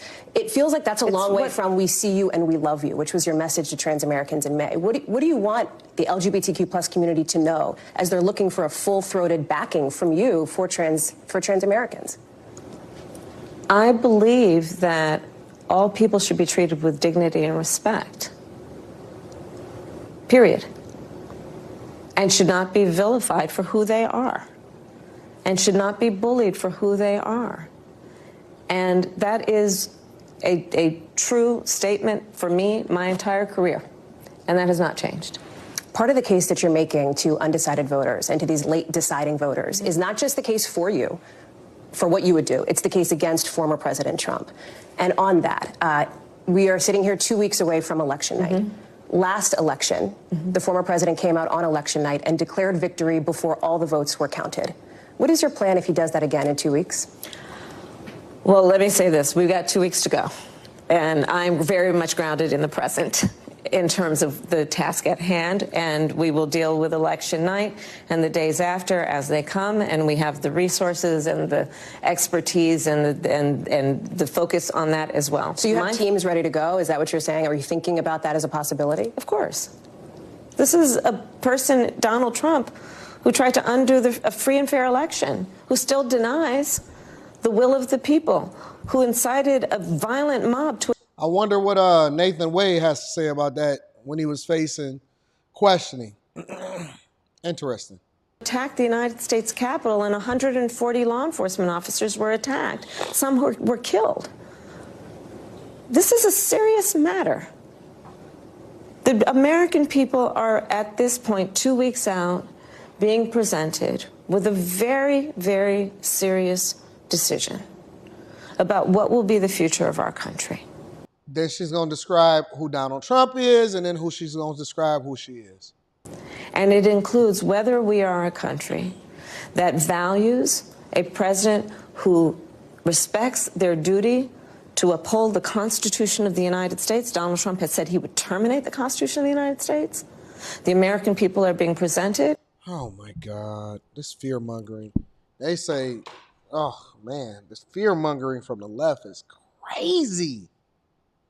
With a choice here about whether we want a president who understands that America must stand strong as a leader around the globe, or an individual in Donald Trump who openly admires dictators. My goodness, recent reports that he gave COVID tests to the president of Russia during the height of the pandemic here, when Americans couldn't get their hands on COVID tests. These are the choices before the American people right now. The choice before the American people is the choice to choose to turn the page on the division and the hate, and to bring our country together, knowing the vast majority of us have so much more in common than what separates us, and that we can be optimistic about a new generation. She kind of reminds me of a Manchurian Candidate. You know what I'm saying? Like the answers is pre-planned. There is no new substance. And so it's almost like talking to AI. It's like talking to Siri. Kamala, what is your plans in order to get the economy on track? Because people are saying that it's better in the hands of Trump. Well, my plan is to have an opportunity economy for all, which includes $25,000 in order to build new homes, 3 million new homes by the end of my first term, $6,000 for new babies. I want to make sure that people's reproductive rights. It sounds like a Manchurian Candidate. Of leadership that is focused on what we have yet to achieve, to uplifting the American people. If you win, it is entirely possible that the federal court cases against the former president will continue on. He is, of course, facing those felony charges. Would you consider, if you win and he's convicted, a pardon for former President Trump? I'm not going to get into those hypotheticals. I'm focused on the next 14 days. But do you believe, is there any part of you that subscribes to the argument that has been made in the past that a pardon could help bring America together, could help unify the country and move on? Let me tell you what's going to help us move on. I get elected president of the United States. One of the things you've talked about is having a Republican in your cabinet potentially. Yes. You've spent a lot of time on the campaign trail with former Congresswoman Liz Cheney, as you referenced. Is she somebody who you would consider putting in the cabinet? Have you talked with her about this topic? I'll keep you posted. Okay. On immigration, because this is another issue that's really important to Americans here. Sure. Immigration's and customs enforcement, of course. Back in 2019, you stopped short of calling to abolish ICE, as some Democrats were doing at the time. But you also said I'd never called for correct. You stopped short of that. Yeah. That's right. Yeah. That's right. You said we should critically re-examine it, and you considered starting from scratch. Would you consider, if you're president, starting from scratch with ICE? Let me tell you what the Customs and Border Patrol agents need. They want the bipartisan agreement that Trump probably killed when he got his hands on it because he preferred to run on an issue than be the solution for one. The immigration system needs. It needs to be fixed. And it needs to be fixed in a number of ways that include bringing forth a bill that conservative members of Congress, along with others, pull together, that we supported actively, that would put 1,500 more border agents at the border to give those folks who are working around. Give them a relief, stop fentanyl from coming into this country, because I am the only one that's running that's prosecuted transnational crimes and gangs. And we need to stop the flow of fentanyl. And Trump killed that border bill, and he preferred to run on a problem instead of solving a solution. The clock and need support, the assistance they need to get their job done. What we would do with that bill, if it were brought forward, is be able to continue to stem the flow of fentanyl coming into the United States, which is ravaging communities around our country. It would give us the more resources to do what we need to do to prosecute transnational criminal organizations, something I have done. But what happened to that bill? Donald Trump got word of it and told his friends in Congress, kill the bill, don't bring it forward. Because Donald Trump would prefer to run on a problem instead of fixing a problem.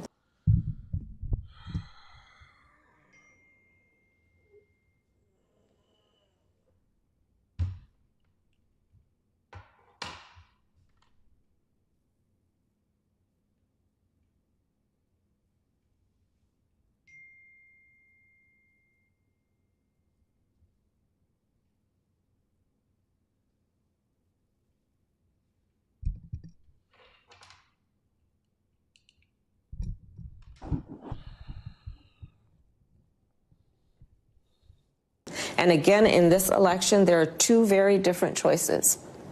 One that is focused on solutions, and the other that is focused on constant grievance and running on problems with no agenda for fixing them. And in fact, on this issue of immigration, he has been an obstacle to fixing this problem.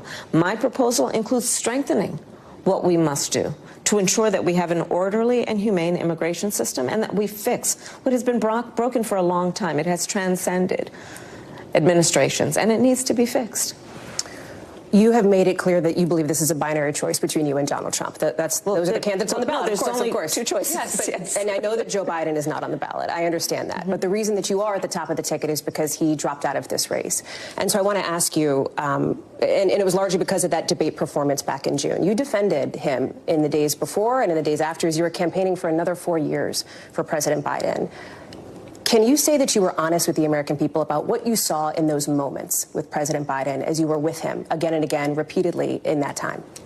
Of course. Joe Biden is an extremely accomplished, experienced, and capable in every way that anyone would want if they're president. And you never saw anything like what happened at the debate night behind closed doors with him? It was a bad debate. People have bad debates. He is absolutely. But that's the reason why you're here, and he's not running for the top of the ticket. Well, you'd have to ask him if that's the only reason why. What do you think? I am running for president of the United States.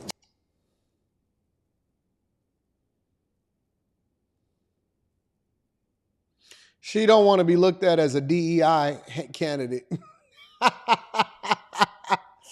She don't want to be looked at, and listen, I get it. You don't want to be looked at as a DEI candidate.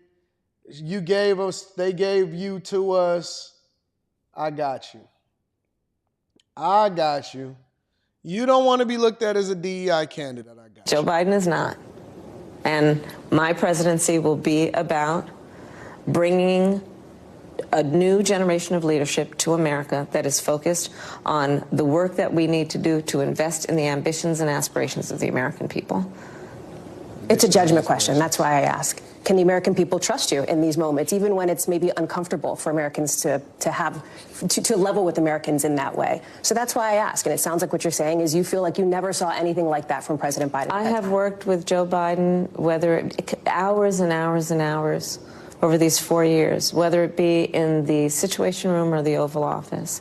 Joe Biden is the one who was able to bring NATO together during a crisis. She don't even know how to put together coherent sentences without stumbling over her words. This is a lie if I've never seen it before in my life.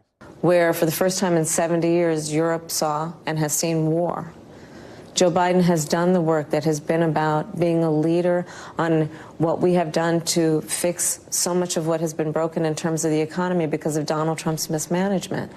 I speak with not only sincerity, but with a real firsthand account of watching him do this work. I have no reluctance in saying that. No, of course I don't. Madam Vice President, thank you for your time. Appreciate you. It's exhausting. That was the longest 21 minutes in my entire life, but we got through it. We got through it. Now let me get through these super chats and we're going to move over to Obama. Make it clap. Make it clap. Shout out to my dog, Duran Lee. I appreciate you. Chris Cunningham says, price gouging equals layoffs. More of them to come. Jay Ben says, can we get a side-by-side of Kamala and Mystique? No. Jose Abad says, what up, though? What up, though? Do you have or know how I can get a suggested local level voting proposal ballot checkbox card for Michigan? All right. Do you have or know of how I can get a suggested local level voting proposal ballot checkbox card? You got to call your, I don't know. You would have to call. You can probably pull it up online. So let me see. Let me see.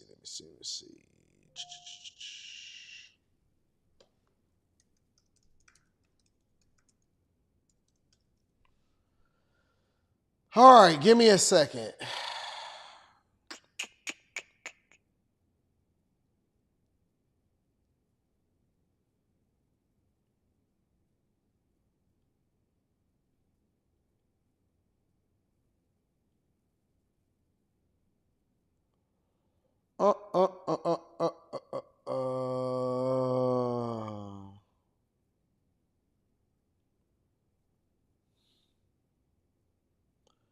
All right, let me see if I can pull something up.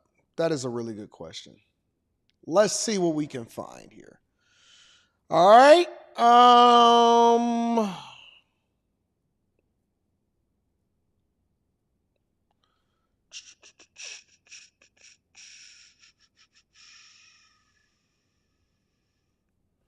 What's on the ballot? This is Michigan. You would have to go with election. Not the primary, but the general election. Then we would go with the county. Let's go Wayne County. Jurisdiction. Detroit City. Precinct. Let's just go, I don't know, 254. View the ballot. So, this is what would be on the ballot. You can find it online. All you got to do, what I did was, well, let's look at this ballot in particular, okay? And this is one of the reasons why it's important for y'all to get involved in the election process, because it's not just about who becomes president of the United States of America. It's also about the judges, the senators, representatives in Congress. So, for example, in this particular district, you're going to vote no more than one in Detroit, right? And so you got Mike Rogers, Elisa Slotkin, then you got the representatives in Congress, that's the senators. You got state legislature, so it's only one person running this particular district, the 4th district. State boards, all right, you got to get 2 of these people. The regents for the University of Michigan, I already voted, so I'm already familiar with this. The trustees of the Michigan State University, governors of Wayne State University. So those are all of the people that are helping to determine what's happening at the colleges. The prosecuting attorneys, the sheriffs, the clerks, the treasurers, register of deeds, county commissioners, justice of Supreme Courts, justice of the Court of Appeals.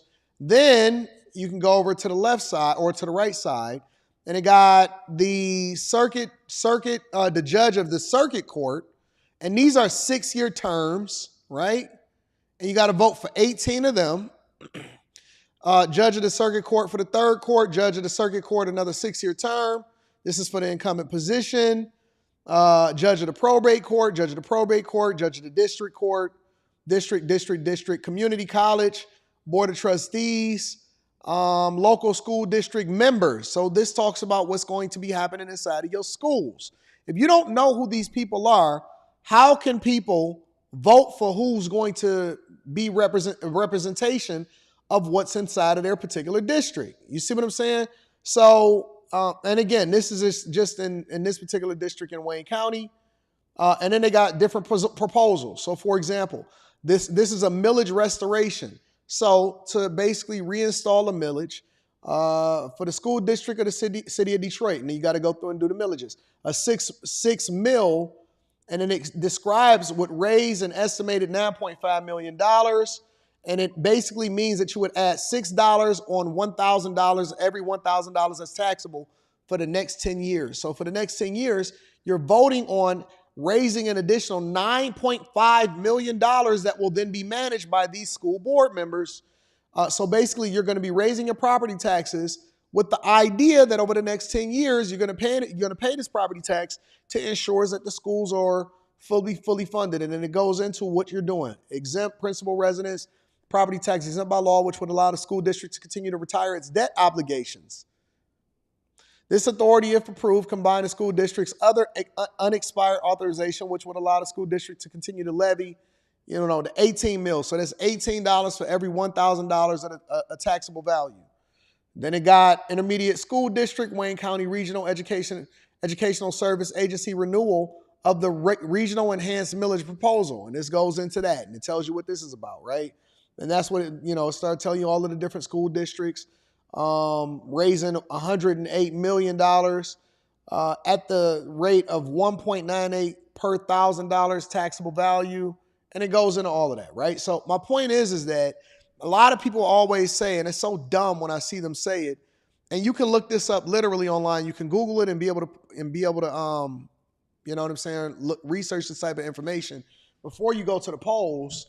But it's so much more on that ballot than just if you're going to vote for Kamala Harris or Donald Trump, all right? So y'all got to participate. Otherwise, you can't say, oh, man, I don't like the prosecutor in my county. I don't like these judges. I don't like the fact that my property taxes went up. I don't know who's managing and who's responsible at the school board. You have to always participate. If you don't, then you can't complain about what happens inside of your cities and your counties. Phenomenal question. Now, let me give you a round of applause for that. You can look it up online as the answer. Toastmasters. Shout out to DJ Kane. Pookie's friend Ray says, a few years ago, I met a woman who had 10 abortions and 1 kid, and they definitely have to regulate that. I passed up on that box. That bottom was fat, though. That's why she wound up having 10 at least. Beans and Greens says communist women will burn down Western civilization for that right without a single clue of what awaits them if Western civilization fails. Shout out to you. I appreciate you. Miss Crotty Shetty, what up, though? Thank you for the super sticker. Shelly O says, sis, where is your off switch? My brain is hurting listening to this. P.S. She's backing away from her support of the alphabet trans community. She's spineless. I mean, she ain't standing on what she said. Jeff, what up, Jeff? Says 80, that's 52 thought that's how they are prepared. Okay, I got you. Olivia Purpose Coverage says, shout out to the Back Chasers. Make sure y'all tap into the Patreon link is in the description as well as pinned to the top of the chat. Preach Alo says, hi, Anton. Seems she memorized Trump's plan but can't explain hers. I can explain hers. Matthew Adams says, if people are voting for her, that really shows their intelligence. This is really crazy when people are going to call BS and keep it real. Jay Ben says, her body language always opposes her speech. Shout out to my dog, Jay Ben. Jason 18, hashtag Eagle says, how can anyone vote for her ever? Unreal. Malaya, I'm going to just call you Kia. What up, Kia? Good morning, AD. Did you see that Tulsi Gabbard says she officially joined the Republican Party? I did. That's a part of the show that we're doing tomorrow. Don't worry, we're going to get there. I seen that. The Gray Way says, if you were to interview, what would your first two questions to Harris or to Trump or to both? Different questions to different people. One of the things that I've always wanted to know is why Donald Trump ever decided back in 2014-15, or even before that, why he decided that he wanted to run for president and put himself at this position in the first place. I really wanted to know, because when he first started running, I didn't think that he really wanted to run. But then I started doing my research and I realized that he always wanted to run for president. The second thing that I would say is, well, let me preface this. Let me do two for each. That's the first question I would ask Trump. The second question, just right off the top of my head, being unprepared, that I would have to come up with is,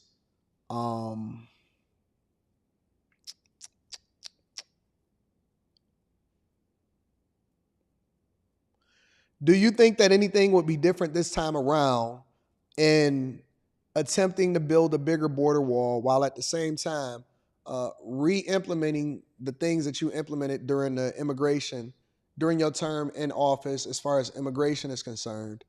And how would we strengthen the border even more, considering that we are still trying to leverage resources to deport as many illegal gang migrants as possible? So I would want to know more extensively how he's prepared to deal with the border, considering that he got so much pushback from legislative branches back then. How would he do things different?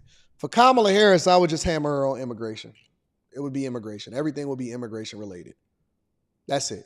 I would spend the entire interview focusing on immigration and trying to get her to hold herself accountable for what happened during the immigration. And what exactly did she do? Not the administration. What exactly did she do in 2021 up to now, as far as helping to stem the flow of migrants while at the same time strengthening relationships and trying to get to the core root of the issue, because that's the thing that they announced that she's going to do as far as immigration. I would just talk about immigration the entire time. Kung Fu Hustler says, if she said his name anymore, I would think she was doing him. Obsessed with that dude. High Tolerance is in the building, says, Headboard Harris was shake and fake like the person rocking a Bob Marley or Led Zeppelin shirt, but can't name two songs. By the way, Jamie Dimon may join her possible cabinet. Shout out to Jamie Dimon, the CEO of Chase. Pass love offering. She consistently lies, man. I hate it. Byron Donalds debunked that lie about Trump stopping the bill. It was a trash bill. I agree. Terrell Denmark says they put an AI chip in her exact same words. Anton from Mayor Detroit. Nah, not right now. Not right now. I like Mike Duggan. All right, y'all, let's continue on with the show. So, I didn't even know what it was on. All right, let's do this. Let's see if we can pivot for a second.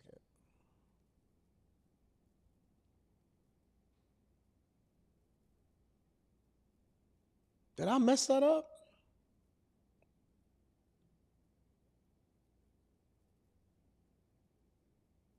Oh, okay, I got it. All right, I got it. All right, let's rock. So, Obama.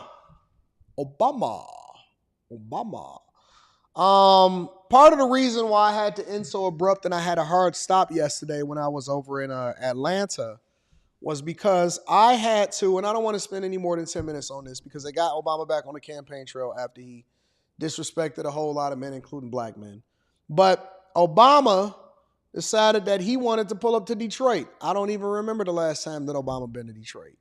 But not only did he pull up to Detroit to do his rally or whatever, I had a hard stop yesterday because I had to get on a phone call or a Zoom call with several different news outlets, including the Free Press, the Detroit Free Press, and all of those other places, to basically speak on what our impression of and on behalf of the Republican Party and black men in Michigan and in Detroit in particular, what our thoughts was on Obama visiting Detroit and, speaking on different policies. And so I had to do several different calls and interviews and have conversations along with several other prominent Republicans in the state of Michigan and Detroit.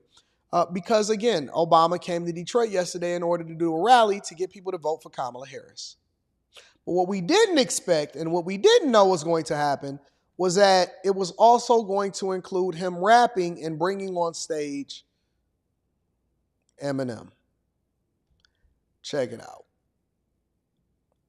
I have done a lot of rallies, so I don't usually get nervous. But I was feeling some kind of way following Eminem.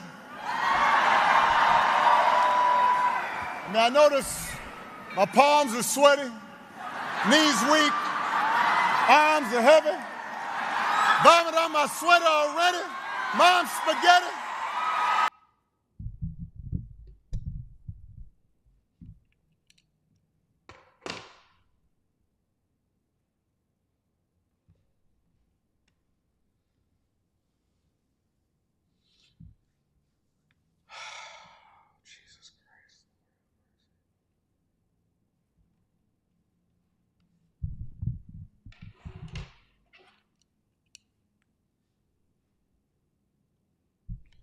Question, y'all.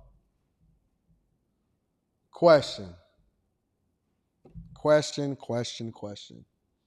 Obama, respectfully, used to be, and I don't know what they got on Obama, y'all. What they got on Obama?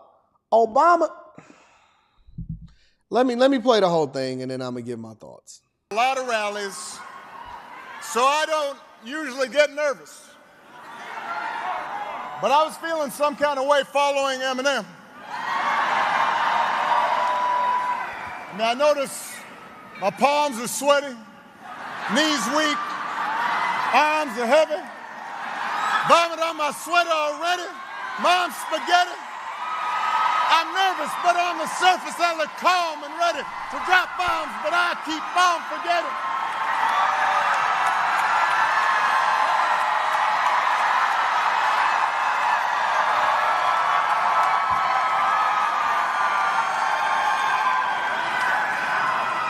Dun, dun, dun, dun, dun, dun, dun, dun, dun, dun, dun. I thought Eminem was going to be performing. I was going to jump out. I have done a lot of rallies.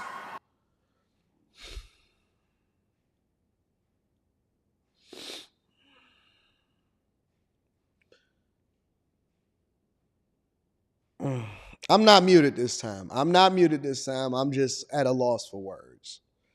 Obama used to be, and rightfully so, the most charismatic. The ladies always used to love Obama.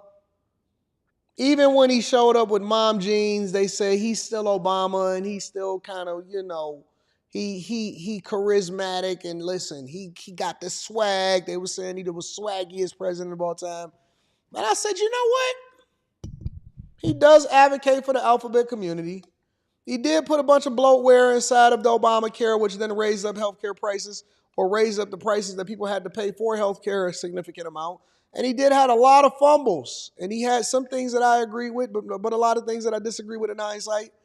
But I'm not going to take that away from him. It's nothing that you could ever get me to say that would ever say that Obama was not one of the most charismatic presidents of all time. I'll give him that. Didn't mean that he had great policy, whatever. But the ladies liked him, and I can never dirty Mac, and I can never hate on it. But this is cringe. This is probably one of the silliest things that I've ever seen him do. Second only to saying the dumb stuff that he said about black men being misogynistic if they don't vote for Kamala Harris. This is the dumbest thing that I've ever seen Obama do outside of wearing mom jeans. And I could forgive him from wearing mom jeans because I made a mistake and wore some mom jeans. I made a mistake. I made an honest mistake in thinking that my jeans were suitable for the moment, but instead I had on apple bottom jeans and the boots with the fur, The whole crowd was looking at her. She hit the floor. I looked in that mirror. I said, is this what Obama made a mistake of doing? Because sometimes when you get past the age of 40, you make some mistakes in your life. And you say, you know what, I'm going to switch it up. But you should have just went with the thing that was working your entire life. Wear the Levi's that worked for you. Don't start wearing stretchy pajama jeans that are also mom jeans. So I had to forgive him for that because I made an honest to God mistake and getting the wrong jeans. I wound up getting the Levi bootcut jeans. Like I was some kind of white girl. Ain't no rodeo out here. We not doing bootcut jeans anymore. I don't know if we ever did bootcut jeans, but I made a mistake and did bootcut jeans, so I got to extend grace. But this is the dumbest thing that I've ever seen in my entire life. But also, Eminem decided that he wanted to go and join the Harris Walls team. These words in the rhythm for you to know it's a rap. You said you was king, you lied through your teeth. For that, your feelings is dedicated. Detroit. What up, though? So look, I wrote down a few things I wanted to say. I love you too. Thank you. I'm here tonight for a couple of important reasons. As most of you know, the city of Detroit and the whole state of Michigan mean a lot to me. And going into this election, the spotlight is on us more than ever, and I think it's important to use your voice. So I'm encouraging everybody to get out and vote, please. I also think that people shouldn't be afraid to express their opinions. And I don't think anyone wants an America where people are worried about retribution or what people will do if you make your opinion known. I think Vice President Harris supports a future for this country where these freedoms and many others will be protected and upheld. And here to tell you much more about that, President Barack Obama.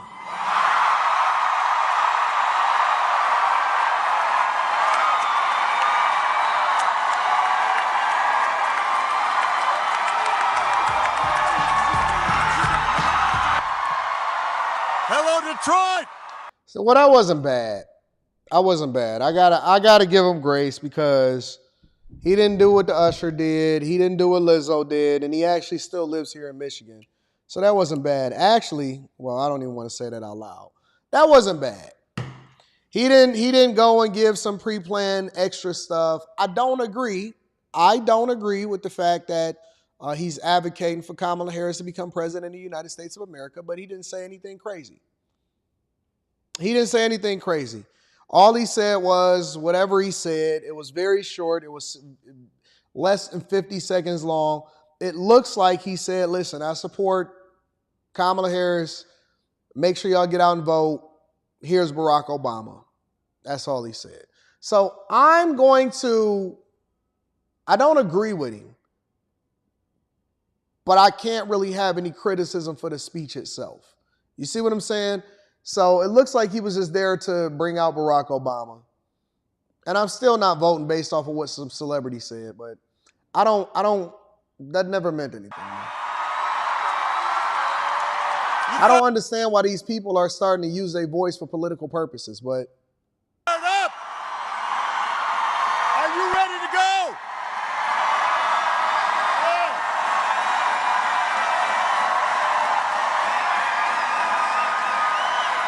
Hey, I've got to say,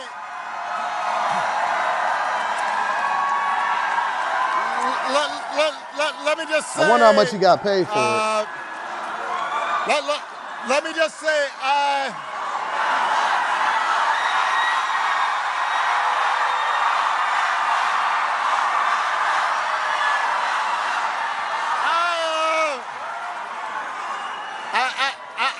got to say, you know, I have done a lot of rallies, so I don't usually get nervous. But I was feeling some kind of way following Eminem. Now, notice my palms are sweaty, knees weak, arms are heavy, vomit on my sweater already, mom's spaghetti. I'm nervous, but on the surface I look calm and ready to drop bombs, but I keep on forgetting.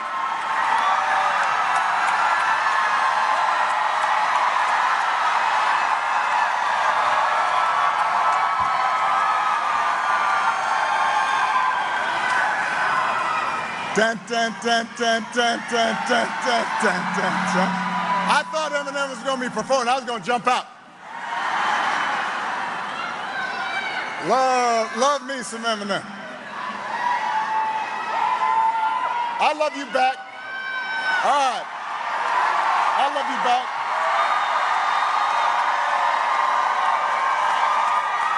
It is good to be back in Michigan. Good to be back in Motor City.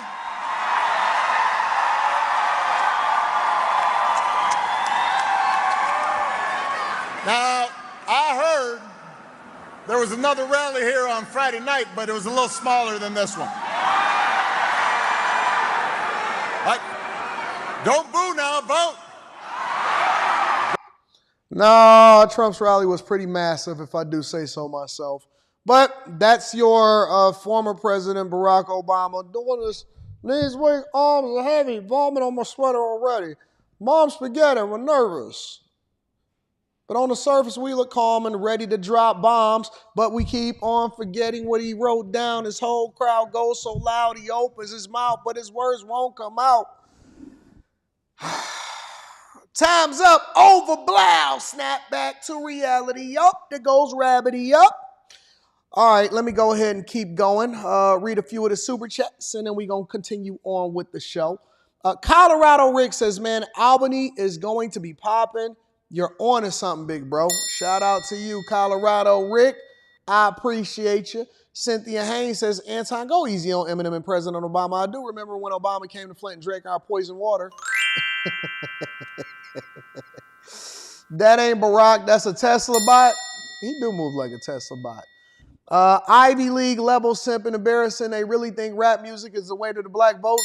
They do. Zombaba is moving as if there's info about his pool boy that he needs to remain disclosed. It was either do this or put time out. Stop.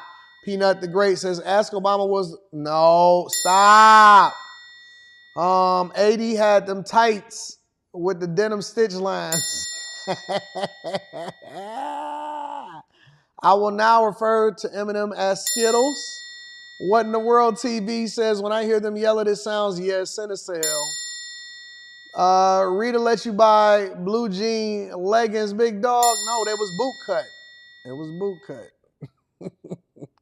Why is it that they need every Hollyweird to come out for Kamala, but not one real person ever stands up for her? Harris is Hindu and worships Vishnu, a blue god. Shell Shock says, these celebs speak for Cam because Trump going to release that Epstein list, and plenty of them are on it. Shout out to Shell Shock. Shout out to everybody that continues to support the platform. Let me continue over and address the last thing. We're not going to spend no more than 9 minutes tops. Got my timer on. Let me see. Need to put it on 9 minutes. No more than 9 minutes tops on this next subject, all right?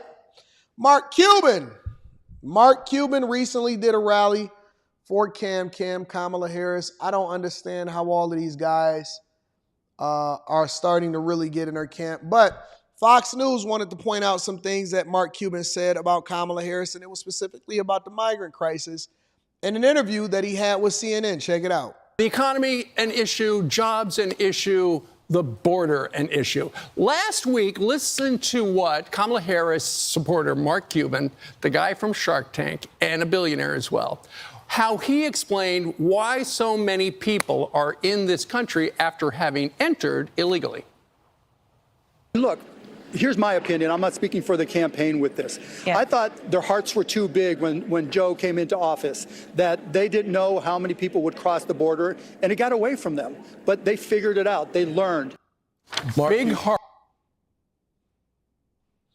This just proves, just because people are billionaires, just because they may own an NBA team, just because they are on Shark Tank, does not necessarily mean that they know what they're talking about. This man says, and he's one of their biggest supporters, Mark Cuban says that the reason that the border crisis and the immigration laws were completely removed, over 94 of them that Trump had established in order to keep the United States of America safe. And the reason that they sued Texas, remember, they sued Texas in order to keep the borders open. Let me see if I can find something.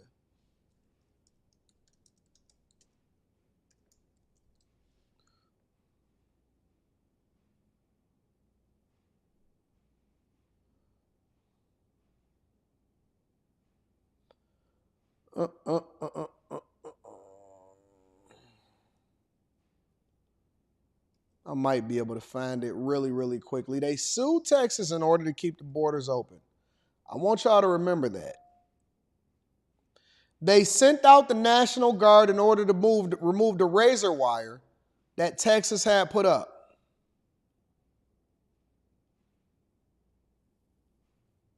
Now to Texas, where a border battle between the Biden administration and the governor is now escalating in a courtroom. The Department of Justice is now suing the state of Texas for putting barriers in the Rio Grande River to stop migrants from crossing into the United States. ABC's Faith Abube has the latest. Texas Governor Greg Abbott defiant as the Justice Department follows through on its threat to take legal action to force the state to remove these red buoys from the Rio Grande River. The DOJ filing a civil complaint in federal court against Texas, claiming it illegally installed the 1,000-foot-long floating barrier without obtaining the required federal authorization. But the governor, in his response, unyielding, writing in a letter to President Biden, quote, "Texas will see you in court, Mr. President." Abbott insisting on Fox News that the barriers serve a critical purpose. Working together, these devices have turned away and repelled tens of thousands, maybe hundreds of thousands of people who try to enter into the United States illegally.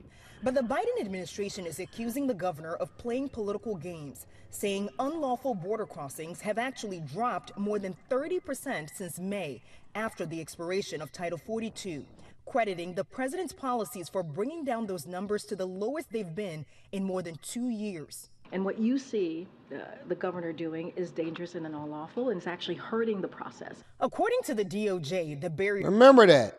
They said that what Texas is doing in order to prevent people from crossing over into the borders illegally was hurting the process. What process? This is on behalf of the Biden administration. Been in more than 2 years. And what you see the governor doing is dangerous and unlawful, and it's actually hurting the process. This is 2 years ago right here. Texas Governor Greg Abbott is clashing with the Biden administration over key immigration policies. He authorized state officials to arrest migrants who cross the border illegally and bring them back to ports of entry. Camila Montoya Galvez is here with us in Studio 57 to break this all down. Camila, it's good to see you. So the federal government has the power to enforce immigration law. Does Governor Abbott have the authority to order actions like this? It's unclear, Glad. As you very well underscored, the enforcement of U.S. immigration law is a federal responsibility. U.S. law gives federal officials the power to arrest, detain, deport, give asylum to, or otherwise process migrants who are accused of federal immigration violations. And in a 2012 ruling, the Supreme Court partially struck down an Arizona law that expanded that state's ability to penalize and arrest migrants living in the country illegally, and said that the federal government has broad, undoubted power over U.S. immigration policy. All right, so now that we know that, right, it's weird to sit here and listen to Mark Cuban say something like this. Look, here's my opinion. I'm not speaking for the campaign with this. Yeah. I thought their hearts were too big when Joe came into office, that they didn't know how many people would cross the border, and it got away from them. But they figured it out. They learned. First, what did they figure out? Secondly, why are they still blaming Trump while at the same time Mark Cuban, who has a direct line to the Vice President and President of the United States of America, is saying that their hearts was too big and it just got away from them? Is that why when they first got into office that they undid the policies that Trump had implemented, all 94 of them? And when they were running, Biden specifically said that he wouldn't build another, he would absolutely open up the border and he wouldn't build another inch of border wall to protect us, the United States of America, and to enable border agents to do their job safely, while at the same time they was processing millions and millions and millions of migrants into this country over the last 3.5 years from day one. Now, we had 3 feet, no check, 6 feet, no check. We couldn't even get into an elevator with each other. We couldn't even get into an elevator with each other. We couldn't open up our businesses. We couldn't leave our homes. Y'all was over there fighting for toilet paper, the whole 9 yards.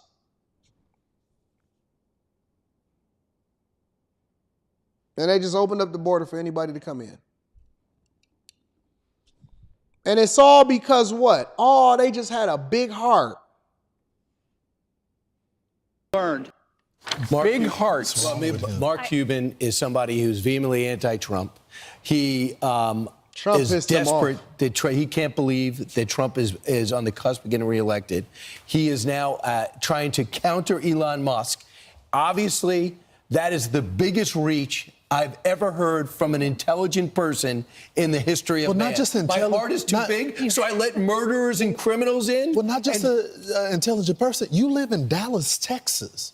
Okay? You live in Texas, the epicenter of this crisis. There's not even a Democrat in Dallas, Texas, that is sympathetic with the administration. Yes. I mean, where do you live and who are the people that you're talking to on a day-to-day basis? You know what grates me about this? Okay, Kamala's heart is too big. Well, my heart is big. And in 2021, when I saw a report that these migrant children, who I have a deep passion for, they were being put in facilities eating bloodied raw chicken with feathers coming out of it. They were on suicide watch lists. And one little girl prayed, "I pray God hears me because no one is hearing me right now." If you're Kamala Harris and your heart's too big, you go to that emergency intake facility. You see those migrant children who I want to help, who I have a heart for, but she did not. So don't give me this crap about a heart being too big, Mark Cuban. But let's finish this up. We also know that your heart's too big. If I'm with the Harris campaign, hey, Mark, stop helping. Right. That does not help. J.D. Vance saw that and said this. But look, we also have to deport people, not just the bad people who came into our country, but people who violated the law coming into this country. We've got to be willing to deport them. And I think,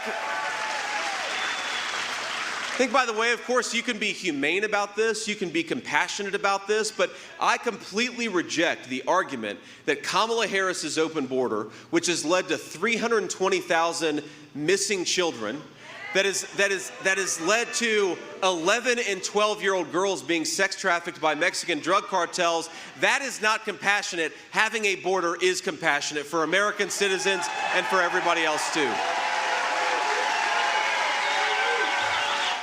You know, I really like J.D. Vance, especially after he took Tim Walz through the ringer. But, I mean, that is your people. That is the people that you advocated for, and that's the people who you want to become president of the United States of America. Yeah. So, anyways, let me read a couple more super chats, and then I'm going to get y'all up out of here for the day because I appreciate y'all, and I also got to go over to Cash Apps to make sure that there's nothing new. Lessa Pizza says, you had the Dookie sweater on with the mom jeans. The Coogee sweater. Chris James says, they are in her camp because Democrats boost stock prices and allow for offshore outsourcing. C Money says, did you see North Korea just sent 12,000 troops to fight Ukraine alongside Russia? Seems like the proxy wars are expanding. It's turning ugly. Let me just look at one more thing before I get y'all up out of there. Again, I want to remind y'all that we will be having a show tomorrow. We will be having a show tomorrow. All right. Shout out to Jesus. Brian Horsley says, AD, Chef AD cooked Yada, well done, respect. Shout out to Brian Horsley with the 100 ball. Jesus Christ. Y'all really want me to make sure y'all take care of Time Dog. Y'all look out for Time Dog. I appreciate y'all. Awesome, awesome, awesome. The best group and the best people ever on the face of this earth. You guys are the greatest audience ever. All right. So again, we are having a show tomorrow morning. You guys will be looking at a show, and we're going to be getting it in. Okay. Until then, you have a night off. Actually, we got Let's Rant About It. New episode of Let's Rant About It tonight. I think I'm on that episode. We're going to find out. New episode of Let's Rant About It. We always got something for y'all to observe and watch. And I'm going to be also working on some new Patreon content for y'all. Get your tickets. Tap into the Patreon. I love you. I appreciate you. Mrs. C says, Clinton says Americans are not having enough babies. That's why illegals are needed. I believe that they believe that too. Anyways, I love y'all. I appreciate y'all. Again, y'all are the greatest audience on earth. Stay up to date. Make sure you subscribe and hit a like on your way out the door. I'm out.